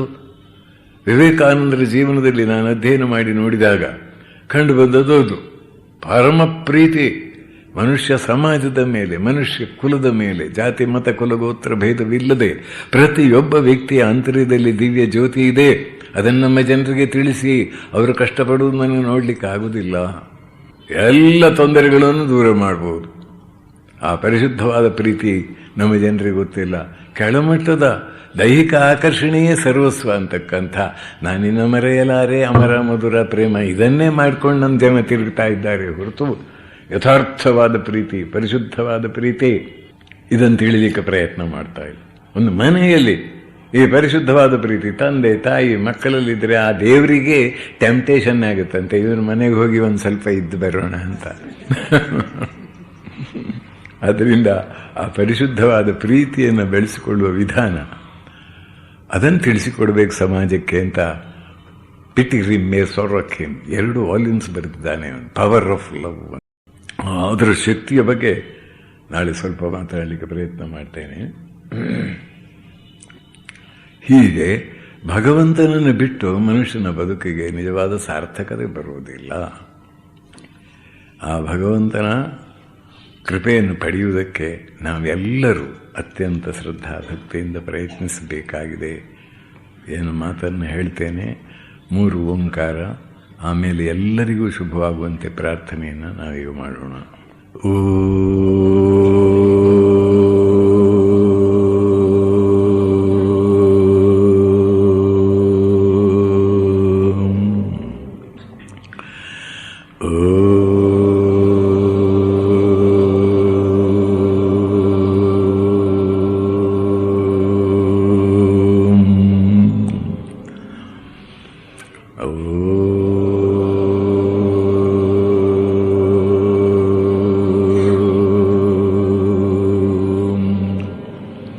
ಸರ್ವಸ್ತರತು ದುರ್ಗಾಣಿ ಸರ್ವೋ ಭದ್ರಾಣಿ ಪಶ್ಯತು ಸರ್ವಸದ್ಬುದ್ಧಿಮಾಪ್ನೋತು ಸರ್ವತ್ರ ನಂದತು.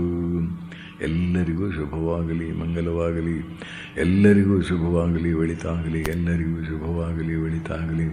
ಎಲ್ಲರೂ ಪ್ರೀತಿ, ವಿಶ್ವಾಸ, ಸೌಹಾರ್ದ ಭಾವದಿಂದ ಬದುಕುವಂತಾಗಲಿ. ಎಲ್ಲರ ಶ್ರದ್ಧಾಭಕ್ತಿಯು ವೃದ್ಧಿಯಾಗಲಿ. ಎಲ್ಲರೂ ಎಲ್ಲೆಲ್ಲೂ ಸಂತೋಷದಿಂದ ಆನಂದದಿಂದ ಇರುವಂತಾಗಲಿ. ದೇವರೇ, ನಿನ್ನ ಆಶೀರ್ವಾದ ಎಲ್ಲರಿಗೂ ಕೊಡು. ಓಂ ಶಾಂತಿ ಶಾಂತಿ ಶಾಂತಿ. ಹರಿ ಓಂ ತತ್ಸತ್. ಜತಿ ಆಶಾ ವಾಯು. ಹಾಗೆ ನಾವು ಇಲ್ಲಿ ಬಂದು ಕೂತ್ಕೊಳ್ಳಿಕ್ಕೆ ಹೊರಟು ಬರಬೇಕನ್ನುವಷ್ಟರಲ್ಲಿಯೇ 1 ನಿಮಿಷ 2 ನಿಮಿಷ ಇತ್ತು. ಸಮಯಕ್ಕೆ ಸರಿಯಾಗಿ ಬರಬೇಕೆನ್ನುವ ಉದ್ದೇಶವಿತ್ತು. ಅಷ್ಟರ ಒಳಗಡೆಯೇ 1-2 ನಿಮಿಷ ಅಂತ ಇದ್ದರೆ 5 ನಿಮಿಷ ಕಳೆದು ಹೋಗಿ ಈಗ 10 ನಿಮಿಷದವರೆಗೆ ಬಂತು. ಹೀಗೆ ಎಷ್ಟು ಬೇಗನೆ ಮನುಷ್ಯನ ಬದುಕು ಕಳೆದು ಹೋಗ್ತದೆ ನೋಡಿ. ಆದರೆ ಗೊತ್ತಾಗುವುದಿಲ್ಲ. ಕಾಲ ಕ್ರೀಡತೆ ಗಚ್ಚತಿ, ಅದರಿಂದ ಆಟವಾಡ್ತಾ ಹೋಗ್ತದಂತೆ. ಓಂ ನಿತ್ಯ ಶುದ್ಧ ಬುದ್ಧ ಮುಕ್ತ ವೇದಾಂತಾಂಬುಜ ಭಾಸ್ಕರಂ ನಮಾಮಿ ಯುಗಕರ್ತಾರಂ ಅರ್ಥನಾಥಂ ವೀರೇಶ್ವರಂ. ಯಾ ದೇವಿ ಸರ್ವಭೂತೇಷು ಮಾತೃರೂಪೇಣ ಸಂಸ್ಥಿತಾ ನಮಸ್ತಸ್ಯೈ ನಮಸ್ತಸ್ಯೈ ನಮಸ್ತಸ್ಯೈ ನಮೋ ನಮಃ. ನಮಸ್ತಸ್ಯೈ ನಮಸ್ತಸ್ಯೈ ನಮಸ್ತಸ್ಯೈ ನಮೋ ನಮಃ. ನಮಸ್ತಸ್ಯೈ ನಮಸ್ತಸ್ಯೈ ನಮಸ್ತಸ್ಯೈ ನಮೋ ನಮಃ. ದೇವರಿದ್ದರೆ ಏಕೆ ಹೀಗೆ ಎನ್ನುವ ಪ್ರಶ್ನೆಯೊಂದಿಗೆ ನನ್ನ ಉಪನ್ಯಾಸ ಮಾಲಿಕೆ ಪ್ರಾರಂಭವಾಯಿತು. ದೇವರ ಬಗ್ಗೆ ನಾವು ಏನೇನು ತಿಳ್ಕೊಳ್ಬಹುದು, ದೇವರ ಬಗ್ಗೆ ಎಂಥ ಒಂದು ಭಾವನೆಯನ್ನು ನಾವು ಭಾವಿಸಬೇಕು. ಹಾಗೆ ಭಾವಿಸಿದ್ದಾದರೆ ನಮ್ಮ ಬದುಕಿನಲ್ಲಿ ಪರಿವರ್ತನೆ ಹೇಗೆ ಆರಂಭವಾದೀತು, ಆ ವಿಶ್ವಾಸ ನಮ್ಮ ಶ್ವಾಸವನ್ನೇ ಬೇರ್ಪಡಿಸತಕ್ಕಂಥ ಸಾಮರ್ಥ್ಯವುಳ್ಳದ್ದು ಎಂಬುದನ್ನು ವಿಸ್ತಾರವಾಗಿ ವಿವೇಚಿಸಿದೆ. ಈ 2-3 ದಿನಗಳ ಕಾಲ ಅದನ್ನು ವಿವೇಚಿಸಿದ್ದಾಯಿತು. ಸರ್ವಶಕ್ತನಾದ, ಸರ್ವಜ್ಞನಾದ, ಸರ್ವವ್ಯಾಪಿಯಾದ ವಿಶ್ವಬ್ರಹ್ಮಾಂಡವನ್ನು ನಡೆಸತಕ್ಕಂಥ ಅಣು ಕಣಗಳನ್ನಲ್ಲಿಯೂ ಕೂಡ ವ್ಯಾಪ್ತನಾದ ಅಣು ರೇಣು ತೃಣಕಾಷ್ಟ ಪರಿಪೂರ್ಣ ಗೋವಿಂದ, ಕಣುಗಳನ್ನು ತೆರೆದವಗೆ ಗೋಚರಿಪನು ಎನ್ನುವ ಭಾವನೆ ನಮಗೆ ಬರುವಂತೆ ಆಯಿತು. ಅದರಿಂದ ದೇವರಿಗೂ ಸತ್ಯ. ಏಕೆ ಹೀಗೆ ಅಂದರೆ ಕಷ್ಟಕಂಟಕಗಳು ಏಕೆ ಎನ್ನುವುದು 2ನೇ ಪ್ರಶ್ನೆ. ಆ ಪ್ರಶ್ನೆಗೂ ಉತ್ತರವನ್ನು ಕೊಡಲಿಕ್ಕೆ ನಾನು ಪ್ರಾಮಾಣಿಕವಾದ ಪ್ರಯತ್ನ ಮಾಡಿದ್ದೇನೆ.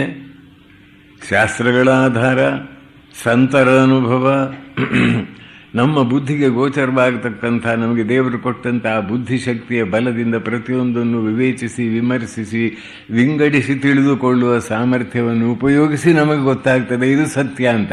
ಆದರೆ ನಾವು ಸತ್ಯಾನ್ವೇಷಿಗಳಾಗಬೇಕು. ನಮಗೆ ಸತ್ಯ ಬೇಕೋ, ಸತ್ಯ ಬೇಕಾದರೆ ಅದು ಲಭ್ಯವಾಗ್ತದೆ, ಸಿಗುತ್ತದೆ. ಆ ಸತ್ಯವೇ ಬೇಕು ಎನ್ನುವ ಒಂದು ಪ್ರಾಮಾಣಿಕ ಬುದ್ಧಿ ನಮ್ಮಲ್ಲಿರಬೇಕು. ಅದು ಆದರೆ ಸಿಗುತ್ತೆ. ಒಬ್ಬ ವಿದ್ಯಾರ್ಥಿ ನನ್ನ ಹತ್ರ ಬಂದು ಹೇಳಿದ, ನನಗೆ ದೇವರಲ್ಲಿ ನಂಬಿಕೆ ಇಲ್ಲ ಅಂತ. ನನಗೆ ವಯಸ್ಸನ್ನು ನೋಡಿ ಅವನು ಆ ಮಾತನ್ನು ನನ್ನೆದುರು ಹೇಳೋದು ಬೇಕಾಗಿರಲಿಲ್ಲ. ಆದರೂ ಹಾಗೆ ಹೇಳಿದ, ನಿನಗೆ ನಂಬಿಕೆ ಇಲ್ಲದಿದ್ದರೆ ನನ್ನ ನಂಬಿಕೆಗೆ ಅದು ಯಾವ ಥರದ ತೊಂದರೆಯನ್ನು ಉಂಟು ಮಾಡುವುದಿಲ್ವಲ್ಲ.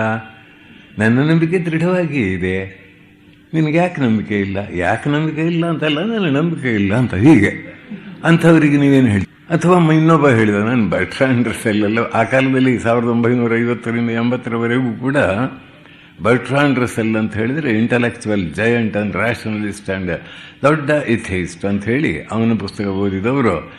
ಬರ್ಟ್ರಾಂಡ್ ರಸೆಲ್ ಎಲ್ಲ ಓದಿದ್ದೇನೆ, ನನಗೆ ನಿಮ್ಮ ಭಗವದ್ಗೀತೆ ಉಪನಿಷತ್ತಿನಿಂದ ಆಗಬೇಕಾದ್ದೇನು ಅನ್ನೋ ಭಾವ.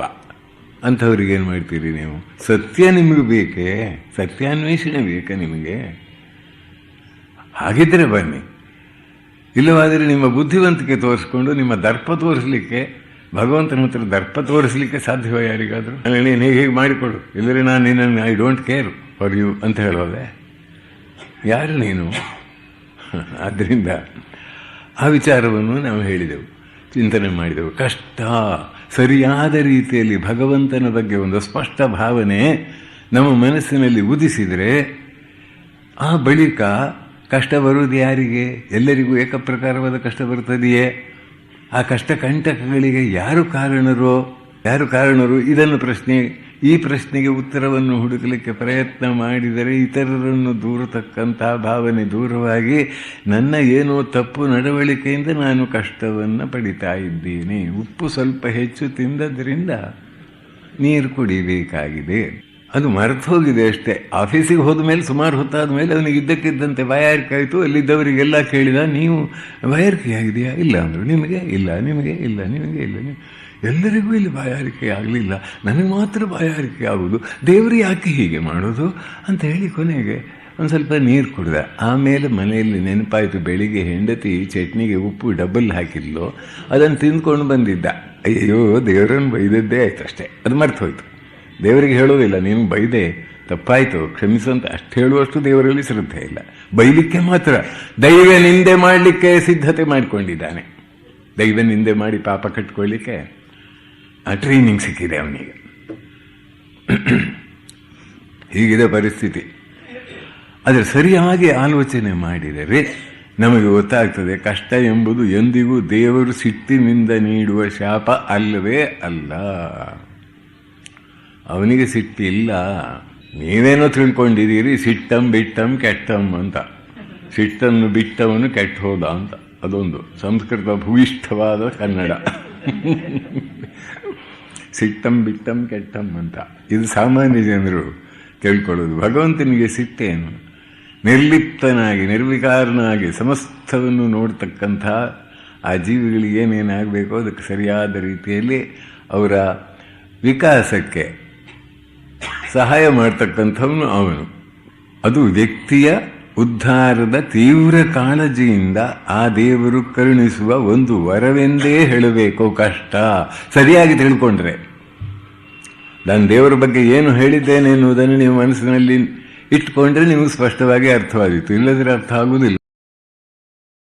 ಕಷ್ಟದ ಕಡಲಿನ ಆಳಕ್ಕೆ ಆ ದೇವರು ಕರೆದೊಯ್ಯುವುದು ವ್ಯಕ್ತಿಯನ್ನು ಸತಾಯಿಸಲಿಕ್ಕೆ ಖಂಡಿತ ಅಲ್ಲ, ವ್ಯಕ್ತಿಗೆ ಆನಂದ ನೆಮ್ಮದಿಗಳ ತನ್ನ ಕೃಪೆಯ ಮುತ್ತುರತ್ನಗಳನ್ನು ಕರುಣಿಸಲೆಂದೇ.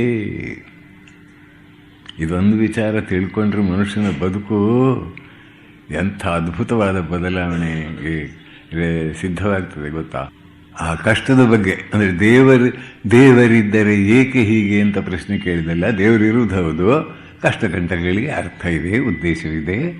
ಗಗನದಲ್ಲಿ ಕವಿಯುವ ಕಾರ್ಮೋಡ ಗೃಹಿಣಿಯರಿಗೆ ಬೇಗ ಬೇಗ ಹಪ್ಪಳ ಸಂಡಿಗೆ ಮಾಡಿಕೊಳ್ಳಿ ಎಂಬುದನ್ನು ಸೂಚಿಸುವಂತೆಯೇ ಬಾಳಿನಲ್ಲಿ ಕವಿಯುವ ಕಷ್ಟದ ಕಾರ್ಮೋಡ ನಾಮದ ಹಪ್ಪಳವನ್ನು ನೇಮದ ಸಂಡಿಗೆಯನ್ನು ಬೇಗ ಬೇಗ ಮಾಡಿ ಪ್ರೇಮದ ಬೆಳಕಿನಲ್ಲಿ ಅವನ್ನು ಒಣಗಿಸಿಕೊಳ್ಳುವ ಸಾಧನೆಯ ದೀಕ್ಷೆ ತೊಡಲು ದೇವರೇ ಕೊಡುವ ತುರ್ತು ಕರೆ.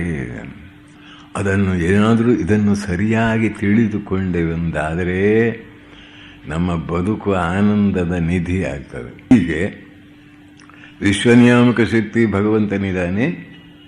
ಪ್ರತಿಯೊಂದು ಜೀವಿಯಲ್ಲೂ ಸಾವಿಲ್ಲದ ನೋವಿಲ್ಲದ ಸತ್ವ ಇದೆ. ಮರಣದೊಂದಿಗೆ ಜೀವನ ನಾಶವಾಗುವುದಿಲ್ಲ. ಹೊರಗಿನ ಶರ್ಟ್ ಮಾತ್ರ ಬದಲಾವಣೆಯಾಗುವುದು. ಪಂಚ ಜ್ಞಾನೇಂದ್ರಿಯ, ಪಂಚ ಕರ್ಮೇಂದ್ರಿಯ, ಪಂಚಪ್ರಾಣ, ಮನಸ್ಸು, ಬುದ್ಧಿ, ಚಿತ್ತ, ಅಹಂಕಾರದಿಂದ ಕೂಡಿರತಕ್ಕಂಥ ಅಸಂಖ್ಯ ಸಂಸ್ಕಾರಗಳನ್ನು ಈ ಪ್ರಪಂಚದಲ್ಲಿರುವಾಗ ಪಡೆದುಕೊಂಡಂಥ ಆ ಜೀವಾತ್ಮನಿದಾನಲ್ಲ, ಆ ಜೀವಾತ್ಮನಿಗೆ ಸಾವಿಲ್ಲ, ಅಳಿವಿಲ್ಲ. ಎಂದಿನವರೆಗೆ ಅವನು ಪರಮಾರ್ಥ ತತ್ವ ಅಥವಾ ಪರಮಾತ್ಮನನ್ನು ಸಾಕ್ಷಾತ್ಕರಿಸಿಕೊಳ್ಳುವುದಿಲ್ಲವೋ ಅಲ್ಲಿಯವರೆಗೆ ಈ ಜೀವಭಾವ ನಾಶವಾಗುವುದಿಲ್ಲ. ಮತ್ತೆ ಮತ್ತೆ ಬಂದು ಹೋಗಬೇಕಾಗ್ತದೆ. ಈ ಬಂದು ಹೋಗುವ ಕ್ರಿಯೆಯನ್ನು ನಿಯಂತ್ರಿಸತಕ್ಕಂಥ ನಿಯಮವೇ ಕರ್ಮ ನಿಯಮ. ಅದು ವಿಶ್ವ ನಿಯಮ. ಅದು ಯಾವುದೇ ಒಂದು ಜಾತಿಗೆ ಒಂದು ಜನಾಂಗಕ್ಕೆ ಸೇರಿದ್ದಲ್ಲ. ಯೂನಿವರ್ಸಲ್ ಲಾ ಅಂತ ನಾವು ಯಾವುದನ್ನು ಹೇಳಬಹುದು ಅದು ಮನುಷ್ಯನ ಆಸೆ ಆಕಾಂಕ್ಷೆಗಳು ಒಂದಲ್ಲ ಒಂದು ದಿನ ಫಲಕ್ಕೆ ಬರ್ತಾವೆ. ಅದಕ್ಕೆ ಸರಿಯಾದ ರೀತಿಯಲ್ಲಿ ಅವನು ಸನ್ನದ್ಧನಾದರೆ, ಅಂದರೆ ಸತ್ಕರ್ಮವನ್ನು ಆಚರಿಸಿದರೆ, ಮನುಷ್ಯನು ಮಾಡಿದ ಸತ್ಕರ್ಮಕ್ಕೆ ಸತ್ಫಲ ಸುಖರೂಪವಾದ ಫಲ, ದುಷ್ಕರ್ಮಕ್ಕೆ ದುಃಖರೂಪವಾದ ಫಲ ಕಟ್ಟಿಟ್ಟದ್ದು. ಆದರೆ ಇದು ಅತ್ಯಂತ ಸೂಕ್ಷ್ಮವಾದ ನಿಯಮ. ಇದು ಸಾಮಾನ್ಯ ದೃಷ್ಟಿಗೆ ಗೋಚರವಾಗುವುದಿಲ್ಲ. ನ ರೂಪಮಸ್ಯೇಹ ತಥೋಪಲಭ್ಯತೆ.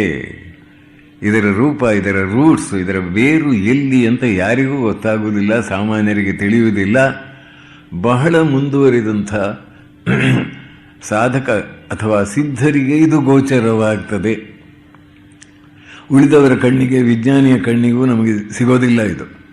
ಆದರೆ ವಿಜ್ಞಾನದ ಕ್ಷೇತ್ರದಲ್ಲಿ ಇತ್ತೀಚೆಗೆ ತುಂಬ ಸಂಶೋಧನೆ ಮಾಡಿದಂಥ ಡೆಪ್ತ್ ಸೈಕಾಲಜಿ ಅಂತ ಹೇಳ್ತಾರೆ, ಮನಸ್ಸಿನ ಆಳದ ಸ್ತರಗಳಲ್ಲಿರ್ತಕ್ಕಂತಹ ಸಂಸ್ಕಾರಗಳನ್ನು ಕೆದಕಿ ಬೆದಕಿ ನೋಡಿದಾಗ ಹಿಂದಿನ ಜೀವನಕ್ಕೆ ಸಂಬಂಧಪಟ್ಟ ಅನುಭವಗಳೆಲ್ಲ ತಮ್ಮಿಂದ ತಾವೇ ಪ್ರಕಾಶವಾಗುವುದನ್ನು ಕಂಡು ಹಲವಾರು ಮೆನಿ ಲೈಫ್ ಟೈಮ್ಸ್ ಅಂತ ಪುಸ್ತಕ ಬರೆದಿದ್ದಾರೆ. ಲಂಡನ್ನಲ್ಲಿ ಡೆನ್ನಿಸ್ ಕೆಲ್ಸಿ 100 ಜನರನ್ನು ಈ ಸ್ಥಿತಿಗೆ ಕೊಂಡು ಹೋಗಿ ಅವರ ಹಿಂದಿನ ಸಂಸ್ಕಾರಗಳನ್ನು ಕೆದಕಿ ಬೆದಕಿ ನೋಡಿ ಆ ಸಂಸ್ಕಾರಗಳಿಗೆ ನೂತನ ಸೂಚನೆಯನ್ನು ಕೊಟ್ಟು ಆಮೇಲೆ ಅವರ ಜೀವನದಲ್ಲಿ ಬದಲಾವಣೆಯನ್ನು ತಂದ ಘಟನೆಗಳಿವೆ. ಇದನ್ನು ನಮ್ಮ ದೇಶದಲ್ಲಿ ಇಂತಹ ಕಾರ್ಯಕ್ರಮಗಳನ್ನು ಮಾಡಲಿಕ್ಕೆ ಹೋದರೆ ಇಂಟೆಲೆಕ್ಚುವಲ್ಸ್ ಅಂತಿದ್ದಾರಲ್ಲ, ಬುದ್ಧಿಜೀವಿಗಳು, ಅವರು ಇದನ್ನು ತಮಾಷೆ ಮಾಡಿ ಇದು ಮೂಢನಂಬಿಕೆ ಅಂತ ಗಟ್ಟಿ ಕೂಗಾಡಿ, ಮಾಧ್ಯಮದವರು ಅದಕ್ಕೆ ದೊಡ್ಡ ಇದನ್ನು ಇದು ಕೊಡ್ತಾರೆ, ಇದು ಅವಕಾಶ ಕೊಡ್ತಾರೆ ಅದನ್ನು ಬೆಳವಣಿಗೆ ಮಾಡಲಿಕ್ಕೆ. ಆಮೇಲೆ ಇದು ನಮ್ಮ ಮೂಢನಂಬಿಕೆ, ಹಿಂದೂ ಧರ್ಮದ ಮೂಢನಂಬಿಕೆ ಅಂತ ಗಟ್ಟಿ ಕೂಗಾಡಿ ಬಿಡ್ತಾರೆ. ಆದರೆ ವಿದೇಶದಲ್ಲಿ ನಾನು ನಿನ್ನೆ ಹೇಳಿದೆ 72% ಅಮೆರಿಕದಲ್ಲಿ ಜನ್ಮಾಂತರ ಕರ್ಮವನ್ನು ನಂಬಲಿಕ್ಕೆ ಪ್ರಾರಂಭ ಮಾಡಿದ್ದಾರೆ. ಇದು ಯಾವ ನಮ್ಮ ಭಾರತೀಯರು ಹಿಂದೂ ಧರ್ಮದ ಪ್ರಸಾರ ಮಾಡಿ ಆದದ್ದಲ್ಲ, ಅಲ್ಲಿಯ ಜನರು ಸಂಶೋಧನೆ ಮಾಡಿ ಇದನ್ನು ಕಂಡುಕೊಂಡಿದ್ದಾರೆ. ಅಷ್ಟೊಂದು ತಿಳ್ಕೊಂಡ್ರೆ ಸಾಕು. 2ನೇ ಪಾಯಿಂಟು, ಕರ್ಮ ಬಂಧಿಸ್ತದೆ ಮನುಷ್ಯನನ್ನು. ಇದು ಅತ್ಯಂತ ಪ್ರಾಮುಖ್ಯವಾದ ಮತ್ತೊಂದು ಸಂಗತಿ. ನೀವು ಆಸೆ ಆಕಾಂಕ್ಷೆಗಳಿಂದ ಯಾವುದು ಆಸೆ ಆಕಾಂಕ್ಷೆಗಳಿಂದ ಪ್ರೇರಿತರಾಗಿ ಯಾವ ಕರ್ಮವನ್ನು ಮಾಡಿದರೂ ಅದಕ್ಕೊಂದು ರೀತಿಯ ಫಲ ಕಟ್ಟಿಟ್ಟದ್ದು. ತಪ್ಪು ದಾರಿಯಲ್ಲಿ ಹೋಗುವ ಅಭ್ಯಾಸದಿಂದ ನಿಮ್ಮನ್ನು ಬಿಡಿಸಿಕೊಳ್ಳಲಾಗದಿದ್ದರೆ ಅದಕ್ಕೆ ಫಲರೂಪವಾಗಿ ದುಃಖ ಬಂದೇ ಬರ್ತದೆ. ಹಾಗೆ ಸತ್ಕರ್ಮ ಮಾಡಿದರೆ ಸತ್ಫಲವನ್ನು ಕೊಡದೇ ಇರಲಿಕ್ಕೆ ಯಾರಿಗೂ ಸಾಧ್ಯವಿಲ್ಲ. ಅಷ್ಟು ನಿಯಮ ಪ್ರಬಲವಾಗಿದೆ. ಅದು ಭಗವಂತನ ನಿಯಮ. ಹೀಗೆ ಮನುಷ್ಯ ಸತ್ಕರ್ಮ ಮಾಡುವುದು, ದುಷ್ಕರ್ಮ ಮಾಡುವುದು, ಮಿಶ್ರ ಕರ್ಮ ಮಾಡುವುದು, ಹೀಗೆ ಮಾಡ್ತಾ ಮಾಡ್ತಾ ಈ ಶರೀರಧಾರಿಯಾಗಿ ಮತ್ತೆ ಮತ್ತೆ ಬಂದು ಹೋಗಬೇಕಾಗ್ತದೆ ಎನ್ನುವ ಒಂದು ಪುರಾತನ ತತ್ವ ನೂತನ ವಿಜ್ಞಾನದ ಸಂಶೋಧನೆಗಳ ಬೆಳಕಿನಲ್ಲಿ ಸತ್ಯ ಅಂತ ಗೊತ್ತಾಗುವ ಕಾಲ ಬಂದಿದೆ. ಇದನ್ನು ನಾನು ಸುಮಾರು 30-40 ವರ್ಷಗಳಿಂದ ಇದು ಏನು ಸಮಸ್ಯೆ ಅಂತ ತಿಳಿಲಿಕ್ಕೆ ಪ್ರಯತ್ನ ಮಾಡಿ ಈಗ ಧೈರ್ಯದಿಂದ ಹೇಳುವ ಸಾಮರ್ಥ್ಯವನ್ನು ಪಡೆದಿದ್ದೇನೆ. ಅದನ್ನು ಬೇಕಾದರೆ ನನ್ನ ಪುಸ್ತಕ ಬದುಕಲು ಕಲಿಯಿರಿಯಲ್ಲಿ 2ನೇ ಭಾಗದಲ್ಲಿ ಇದನ್ನು ವಿಸ್ತಾರವಾಗಿ ವಿವೇಚಿಸಿದ್ದೇನೆ. ಅದನ್ನು ನೋಡಿ ಒಮ್ಮೆ ಬೇಕಾದರೆ, ನಿಮಗೆ ಇದರ ಬಗ್ಗೆ ಹೆಚ್ಚು ತಿಳುವಳಿಕೆ ಬೇಕಾದರೆ. ಈ ಬಂಧನದಿಂದ ಬಿಡುಗಡೆ ಹೇಗೆ? ಕರ್ಮಬಂಧಂ ಪ್ರಹಾಸ್ಯಸಿ ಕರ್ಮಾನುಬಂಧಿನಿ ಮನುಷ್ಯಲೋಕೆ ಅಂತ ಭಗವಂತ ಹೇಳ್ತಾನೆ. ಕರ್ಮ ಬಂಧನದಿಂದ ಬಿಡುಗಡೆ ಆಗುವುದು ಹೇಗೆ ಎನ್ನುವುದು ಮೂಲಭೂತವಾದ ಪ್ರಶ್ನೆ. ಭಗವದ್ಗೀತೆಯಂತಹ ಗ್ರಂಥ ಮಾತ್ರ ಅದಕ್ಕೆ ಸರಿಯಾದ ಉತ್ತರ ಕೊಟ್ಟಿದೆ. ಬೇರೆಲ್ಲಿಯೂ ಇಡೀ ಜಗತ್ತಿನ ಇತಿಹಾಸದಲ್ಲಿ ಕರ್ಮವು ಮನುಷ್ಯನನ್ನು ಹೇಗೆ ಬಂಧಿಸ್ತದೆ, ಅವನ ಸುಖ ದುಃಖಗಳಿಗೆ ಕಾರಣವಾಗ್ತದೆ, ಆ ಕರ್ಮ ಬಂಧನವನ್ನು ಕಡಿಯುವ ವಿಧಾನ ಯಾವುದು ಎಂಬುದನ್ನು ವಿವೇಚಿಸಿದ ಒಂದು ಅತ್ಯುತ್ತಮ ಶ್ರೇಷ್ಠ ಆಧ್ಯಾತ್ಮಿಕ ಗ್ರಂಥ ಎಂದರೆ ಭಗವದ್ಗೀತೆ. ನಿಷ್ಕಾಮ ಕರ್ಮ ಎನ್ನುವ ಭಾವನೆ ಬಂತಲ್ಲಿ. ಪ್ರತಿಯೊಂದು ಕರ್ಮವೂ ಕೂಡ ಅದರ ಆಸಕ್ತಿಗಳಿದ್ದರೆ, ಫಲದ ಅಭಿಲಾಷೆ ಇದ್ದರೆ, ಆ ಕರ್ಮವನ್ನು ಮಾಡುವಾಗ ನನಗೆ ಇಂತಿಂತಹ ಫಲ ಬೇಕು ಎನ್ನುವ ಒಂದು ದೃಷ್ಟಿಯಿಂದ ಆ ಕರ್ಮವನ್ನು ಮಾಡಿದ್ದಾದರೆ ಆ ಫಲ ಸಿಗ್ತದೆ. ಆ ಫಲ ಒಂದೇ ಸಮನೆ ಇದೇ ಜನ್ಮದಲ್ಲಿ ಸಿಕ್ಕದೇ ಇರಬಹುದು. ಈ ದೇಹ ಬಿದ್ದು ಹೋದ ಮೇಲೆ ಮತ್ತೊಂದು ಜನ್ಮದಲ್ಲಿ ಆದರೂ ಆ ಫಲ ಸಿಗ್ತದೆ. ಆ ಫಲವನ್ನು ತಿನ್ನುವುದಕ್ಕಾಗಿ ಅಥವಾ ಉಣ್ಣುವುದಕ್ಕಾಗಿ ಅನುಭವಿಸುವುದಕ್ಕಾಗಿ ಜೀವಿ ದೇಹಧಾರಿಯಾಗಿ ಮತ್ತೆ ಮತ್ತೆ ಬರಬೇಕಾಗ್ತದೆ. ನಿನಗೆ ಭಗವಂತ ಬೇಕಾದರೆ ಆ ನಿಷ್ಕಾಮ ಕರ್ಮ ಮಾಡಬೇಕು. ಕರ್ಮಣಿ ಏವತಿ ಅಧಿಕಾರ ಮಾ ಫಲೇಶು ಕದಾಚನ. ಯಾರು ನೀನು? ತೇ ತವ ತತ್ವಜ್ಞಾನಾರ್ಥಿನಃ ಅಂತ ಹೇಳ್ತಾರೆ ಇಲ್ಲಿ. ತತ್ವಜ್ಞಾನ ನಿನಗೆ ಬೇಕಾಗಿದೆಯೋ?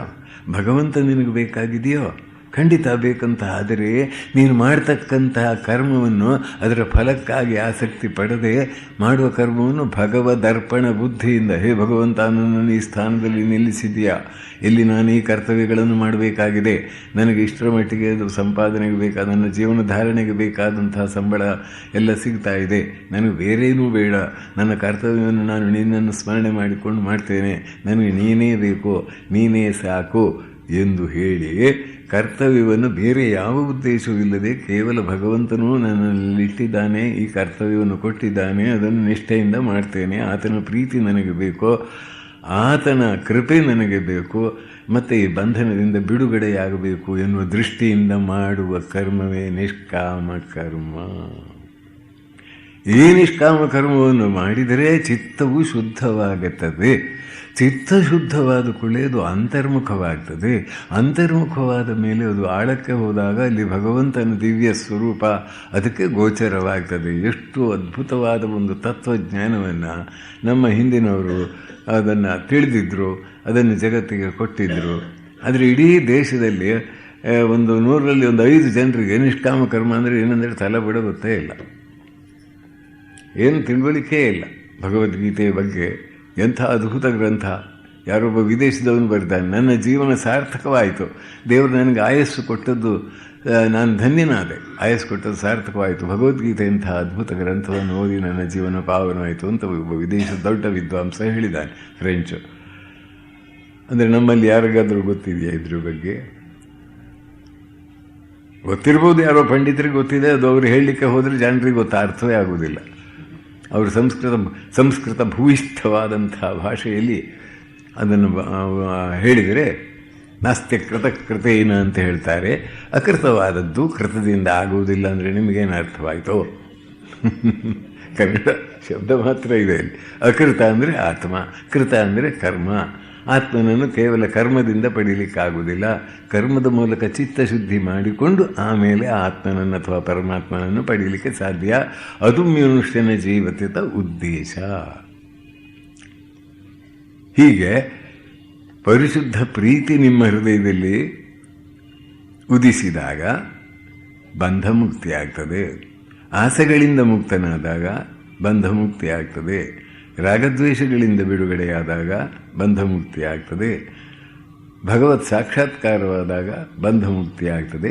ಭಗವತ್ ಸಾಕ್ಷಾತ್ಕಾರವಾಗಬೇಕಾದರೆ ಚಿತ್ತಶುದ್ಧಿಯಾಗಬೇಕು. ಆಮೇಲೆ ಯಾವತ್ತೂ ಲೌಕಿಕವಾದ ಆಸೆಗಳಿಂದ ಮನುಷ್ಯನು ಪೀಡಿತನಾಗಬಾರದು. ಅದಕ್ಕೆ ನಿಷ್ಕಾಮ ಕರ್ಮ ಸೇವೆಯನ್ನು ಮಾಡಿದ್ದಾದರೆ ಖಂಡಿತ ಸಾಧ್ಯ ಎನ್ನುವುದನ್ನು ಅನುಭವದಿಂದ ನಮ್ಮ ಹಿಂದಿನ ಹಿರಿಯರು ಬೋಧಿಸಿದರು. ಲವ್ ಫುಲ್ಫಿಲ್ಸ್ ದ ಲಾ ಅಂತ ಒಂದು ಮಾತಿದೆ ಆಂಗ್ಲ ಭಾಷೆಯಲ್ಲಿ. ಅಂದರೆ ವೈಯಕ್ತಿಕವಾಗಿ ಸ್ವಾರ್ಥದಿಂದ ಪ್ರೇರಿತವಾದಂತಹ ಪ್ರೀತಿಯಲ್ಲ, ಸಮಸ್ತ ಮಾನವ ಕುಲದ ಕಲ್ಯಾಣವಾಗಬೇಕು, ಕಷ್ಟಕಂಟಗಳು ದೂರ ಆಗಬೇಕು, ಜನರು ಸತ್ಯದ ಪಥದಲ್ಲಿ ನಡೆಯುವಂತೆ ಆಗಬೇಕು, ಅವರು ಆನಂದ ಪಡುವಂತೆ ಆಗಬೇಕು ಎಂಬ ಭಾವನೆಯಿಂದ ಅವರ ಹಿತಕ್ಕಾಗಿ ದುಡಿದು ಮಡಿಯತಕ್ಕಂಥ ಪ್ರೇರಣೆ ಬಂದಾಗ ಅವನ ಕರ್ಮಗಳೆಲ್ಲ, ಪ್ರಾಕ್ತನ ಕರ್ಮಗಳೆಲ್ಲ ಕಳಿಸಿ ಹೋಗ್ತಾವೆ. Love fulfils. ಲವ್ ಅಂದರೆ ಅದು ಆ ಪರಿಶುದ್ಧವಾದ ಪ್ರೀತಿ. ಸಮಸ್ತ ಮಾನವ ಜನಾಂಗದ ಕಲ್ಯಾಣಕ್ಕಾಗಿ ಪ್ರಾರ್ಥಿಸಬಲ್ಲ ಹೃದಯ, ಅದು ಕೇವಲ ತೋರಿಕೆ ಅಲ್ಲ, ಆ ಭಾವನೆ ಬಂದರೆ ಸಾಧ್ಯವಾಗುತ್ತದೆ ಎಂಬುದನ್ನು ನಾವು ತಿಳಿದುಕೊಂಡ್ರೆ ಈ ಹಿಂದಿನ ಉಪನ್ಯಾಸಗಳಲ್ಲಿ ದೇವರು ಇಲ್ಲ ಅಥವಾ ದೇವರು ಇದ್ದರೆ ಏಕೆ ಹೀಗೆ ಎನ್ನುವ ಪ್ರಶ್ನೆಗೆ ಉತ್ತರ. ಇನ್ನೊಂದು ವಿಚಾರ, ಈ ಜಗತ್ತಿನಲ್ಲಿ ಪ್ರತಿಯೊಬ್ಬರಿಗೂ ಅರ್ಥವಾಗುವ, ಪ್ರತಿಯೊಬ್ಬರೂ ಅಭ್ಯಾಸ ಮಾಡಲು ಸಾಧ್ಯವಾದ ಒಂದು ದಿವ್ಯವಾದ ಶಕ್ತಿ ಇದೆ. ಅದೇ ಪ್ರೀತಿಯ ಶಕ್ತಿ, ಪ್ರೀತಿಯ ಪ್ರಚಂಡ ಪ್ರಭಾವ. ಈ ಪ್ರೀತಿ ಅಂದರೆ ಏನು? ಹೆಚ್ಚಿನವರು ಅದನ್ನು ಸರಿಯಾಗಿ ತಿಳಿದುಕೊಂಡಿಲ್ಲ.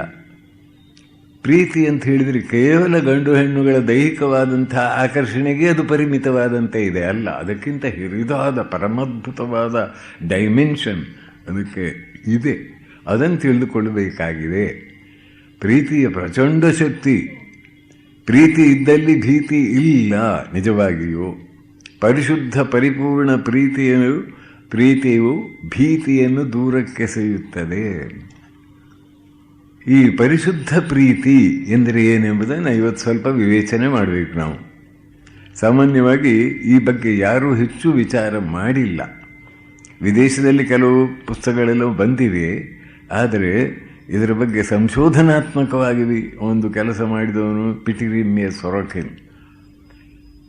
ಆಮೇಲೆ ಬೇರೆ ಬೇರೆ ಧರ್ಮ ಗ್ರಂಥಗಳಲ್ಲಿಯೂ ಪರಿಶುದ್ಧ ಪ್ರೀತಿಯ ಬಗ್ಗೆ ಇದೆ. ಕ್ರೈಸ್ತರ ಸಂಪ್ರದಾಯದಲ್ಲಿ ಆ ಪರಿಶುದ್ಧ ಪ್ರೀತಿಯ ಬಗ್ಗೂ ಹೇಳ್ತಾರೆ. ಆ ಪರಿಶುದ್ಧ ಪ್ರೀತಿ ಮನುಷ್ಯನಲ್ಲಿ ಉದಿಸಿದರೆ ಅವನಲ್ಲಿ ಎಂತೆಂಥ ಗುಣಗಳು ಕಾಣಿಸಿಕೊಳ್ತಾವೆ ಅಂತ the greatest thing in the world ಅಂತ ಒಂದು ಪುಸ್ತಕದಲ್ಲಿ ಅದನ್ನು ಭಾಳ ಚೆನ್ನಾಗಿ ಬರೆದಿದ್ದಾರೆ. ನೋಡಿ, ಇಷ್ಟು ಗುಣಗಳು ಮನುಷ್ಯನ ಮನಸ್ಸಿನಲ್ಲಿ ಉದಿಸುತ್ತವೆ ಅಂತ ಹೇಳ್ತಾನೆ ಆತ. ನಿಜವಾದ ಪ್ರೀತಿ ಬಂತು ಅಂತಾದರೆ ಆ ಮನುಷ್ಯನಲ್ಲಿ ಎಂತೆಂಥ ಗುಣಗಳು ವೃದ್ಧಿಯಾಗ್ತವೆ ಅನ್ನೋದನ್ನು ಪಟ್ಟಿ ಮಾಡಿ ಇಲ್ಲಿ ಹೇಳಿದ್ದಾನೆ. ಅದೇನು ಇಲ್ಲಿಗೆ ಮಾತ್ರ ಸಂಬಂಧಪಟ್ಟದಲ್ಲ, ಭಗವದ್ಗೀತೆಯಲ್ಲಿ ಅದನ್ನು ಹೇಳಿದ್ದಾನೆ ಅಂತ ಮತ್ತೆ ಹೇಳ್ತೇನೆ. ಮೊದಲು ನಿಮಗೆ ಆಂಗ್ಲ ಭಾಷೆಯಲ್ಲಿ ಹೇಳಿದರೆ ಸ್ವಲ್ಪ ಮನಸ್ಸಿಗೆ ಸಮಾಧಾನವಾಗುತ್ತೆ. ಅದಕ್ಕೋಸ್ಕರವಾಗಿ, ಯಾಕಂದರೆ ನಮಗೆ ನಮ್ಮ ಶಿಕ್ಷಣ ಎಲ್ಲ ವಿದೇಶದ ಭಾವನೆಗಳಿಂದ ವಿಶೇಷವಾಗಿ ಪ್ರಭಾವಿತವಾದದ್ದರಿಂದ ಅಲ್ಲಿಯ ಜನರು ಹೇಳಿದರೆ ಏನೋ ಜೀವಕ್ಕೆ ಸಮಾಧಾನ. ಆಮೇಲೆ ಅಲ್ಲಿಯವರು ಹೇಳಿದ ಮೇಲೆ ನಮ್ಮವರು ಹೇಳಿದ್ದಾರೆ ಇದಂತ ಪರವಾಗಿಲ್ಲ ನಮ್ಮವರು ಅಂತ. ಇಲ್ಲದಿದ್ದರೆ ಇವರು ಮೂರ್ಖರಂತೆ ತಿಳಿಯುವ ಒಂದು ಸಂಪ್ರದಾಯ ಇರುವುದರಿಂದ ಇಷ್ಟು ಒಂದು ಪರಿಶುದ್ಧವಾದ ಪ್ರೀತಿ ಮನುಷ್ಯನಲ್ಲಿ ಬಂದರೆ ಅವನಲ್ಲಿ ತಾಳ್ಮೆ ಇರ್ತದಂತೆ. Love ಸಫರೆತ್ long. ತಾಳ್ಮೆ ಎನ್ನುವ ಗುಣ ಆತನಲ್ಲಿದೆ ಅಂತ. ಕೈಂಡ್ನೆಸ್, ಕರುಣೆ. Love is kind. Generosity. Love envieth not. ಇನ್ನೊಬ್ಬರ ಮೇಲೆ ಬಂದರೆ ಅದು ಹೊಟ್ಟೆಯಲ್ಲಿನೂ ಬೆಂಕಿ ಹಾಕಿದಾಗ ಆಗಿಬಿಡುತ್ತೆ ಕೆಲವರಿಗೆ. ಅಣ್ಣನ ಮಗನಿಗೆ ಅಲ್ಲಿ ಅವನಿಗೆ ಮೆಡಿಕಲ್ನಲ್ಲಿ ಸೀಟ್ ಸಿಕ್ಕಿತಂತೆ. ಅಯ್ಯೋ, ಈಗಿನ ಕಾಲದಲ್ಲಿ ಆ ಮೆಡಿಕಲ್ನಲ್ಲಿ ಏನಾಗುತ್ತೆ, ಆ ಬೀದಿಗೊಬ್ಬರು ಡಾಕ್ಟ್ರು ಏನೂ ಗಿಟ್ಟೋದಿಲ್ಲ ಅಂತ ಇವಳದು ವ್ಯಾಖ್ಯಾನ. ಅದಕ್ಕೆ ಇವಳು ಮಗನಿಗೂ ಪ್ರಯತ್ನ ಮಾಡಿದ್ರು, ಸಿಕ್ಕಿರಲಿಲ್ಲ ಅಷ್ಟು. Envieth not. Humility. Love vaunteth not itself, is not puffed up. Show ಇಲ್ಲ. ಆ ಪರಿಶುದ್ಧ ಪ್ರೀತಿಯಲ್ಲಿರುವಲ್ಲಿ ಅಪೂರ್ವವಾದಂತಹ ವಿನಮ್ರ ಭಾವ ಇರುತ್ತೆ. ಕರ್ಟೆಸಿ. ಇನ್ನೊಬ್ಬರ ಹತ್ತಿರ ಮಾತನಾಡುವಾಗ ಸ್ವರ ಏರಿಸಿ ದರ್ಪವನ್ನು ತೋರಿಸಿ ಮಾತನಾಡುವುದಿಲ್ಲ. ಪ್ರೀತಿಯಿಂದಲೇ ಮಾತಾಡ್ತಾನೆ. ನೋವಾಗದಂತೆ ಮಾತಾಡ್ತಾನೆ. ಚುಚ್ಚುವುದಿಲ್ಲ ಮಾತಿನಲ್ಲಿ. ಯಾರೊಬ್ಬ ಯುವಕ ಆಫೀಸರ್ ಹತ್ರ ಹೋಗಿ ಕೇಳಿದ ಅಂತೆ, ನನ್ನ ತಂದೆ ತೀರಿ ಹೋಗಿದ್ದಾರೆ, ನಾನು ಭಾಳ ಕಷ್ಟದಲ್ಲಿದ್ದೆ, ನನಗೊಂದು ಕೆಲಸ ಕೊಡಿ ಅಂತ. ಅವರೇನು ಹೇಳಿದರು ಗೊತ್ತಾ? ತಂದೆ ತೀರಿ ಹೋಗುವುದೇ ಒಂದು ಪ್ರವೇಶ ಪತ್ರವೇ? ಕೊಟ್ಟರು ಒಂದು ಮಾತಿನಲ್ಲಿ. ಅವನಿಗೆ ಏನು ಹೇಳೋದು ಅಂತ ಗೊತ್ತಾಗಲಿಲ್ಲ.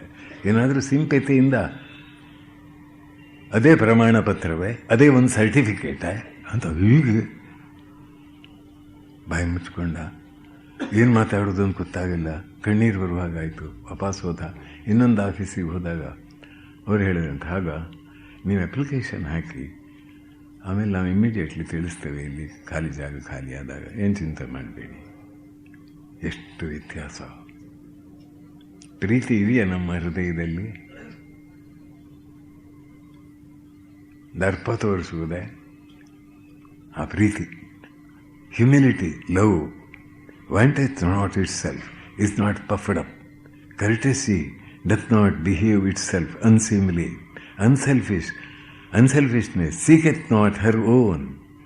Good temper is not easily provoked. ಸುಮ್ಮನೆ ಸಿಟ್ಟಿಗೆ ಹೇಳೋದು, ಇರಿಟೇಟ್ ಮಾಡಿಕೊಳ್ಳೋದು. ಅಲ್ಲಿ ಕಾಗೆ ಅಂತ ಕೂಗ್ತದೆ ಕರ್ಕಶವಾಗಿ. ಏನು ಕಾಗೆ ನೋಡ್ಲಿಕ್ಕೆ ಆಗೋದಿಲ್ಲ. ಒಂದೇನಾದರೂ ಗನ್ ತಂದು ಕೊಡಿ, ಶೂಟ್ ಮಾಡಿಬಿಡ್ತಾನೆ. ಸ್ವಲ್ಪ ತಡ್ಕೊಳ್ಳಿ. ಅಯ್ಯೋ, ಉಪ್ಪು ಎಷ್ಟು ಹಾಕಿಬಿಟ್ಟಿದ್ದಾಳೆ ರಸಮ್ಮಿಗೆ, ತಿನ್ಲಿಕ್ಕೆ ಆಗೋದಿಲ್ಲೋ, ಹೇ ದೇವ. ಆ ಹೇ ದೇವ ಅಂತ ದೇವರನ್ನು ನೆನಪು ಮಾಡಿಕೊಂಡದಲ್ಲ, ಅದು ಅಯ್ಯೋ ಅಂತ ಹೇಳುವುದ್ರ ಬದಲಿಗೆ ಹೇಳಿದ್ದು ಅಷ್ಟೇ. Sincerity. Rejoice at not iniquity. but rejoiceth in truth. Impartial. Patience, kindness, generosity, humility, courtesy, unselfishness, good temper, guilelessness, serenity, sincerity.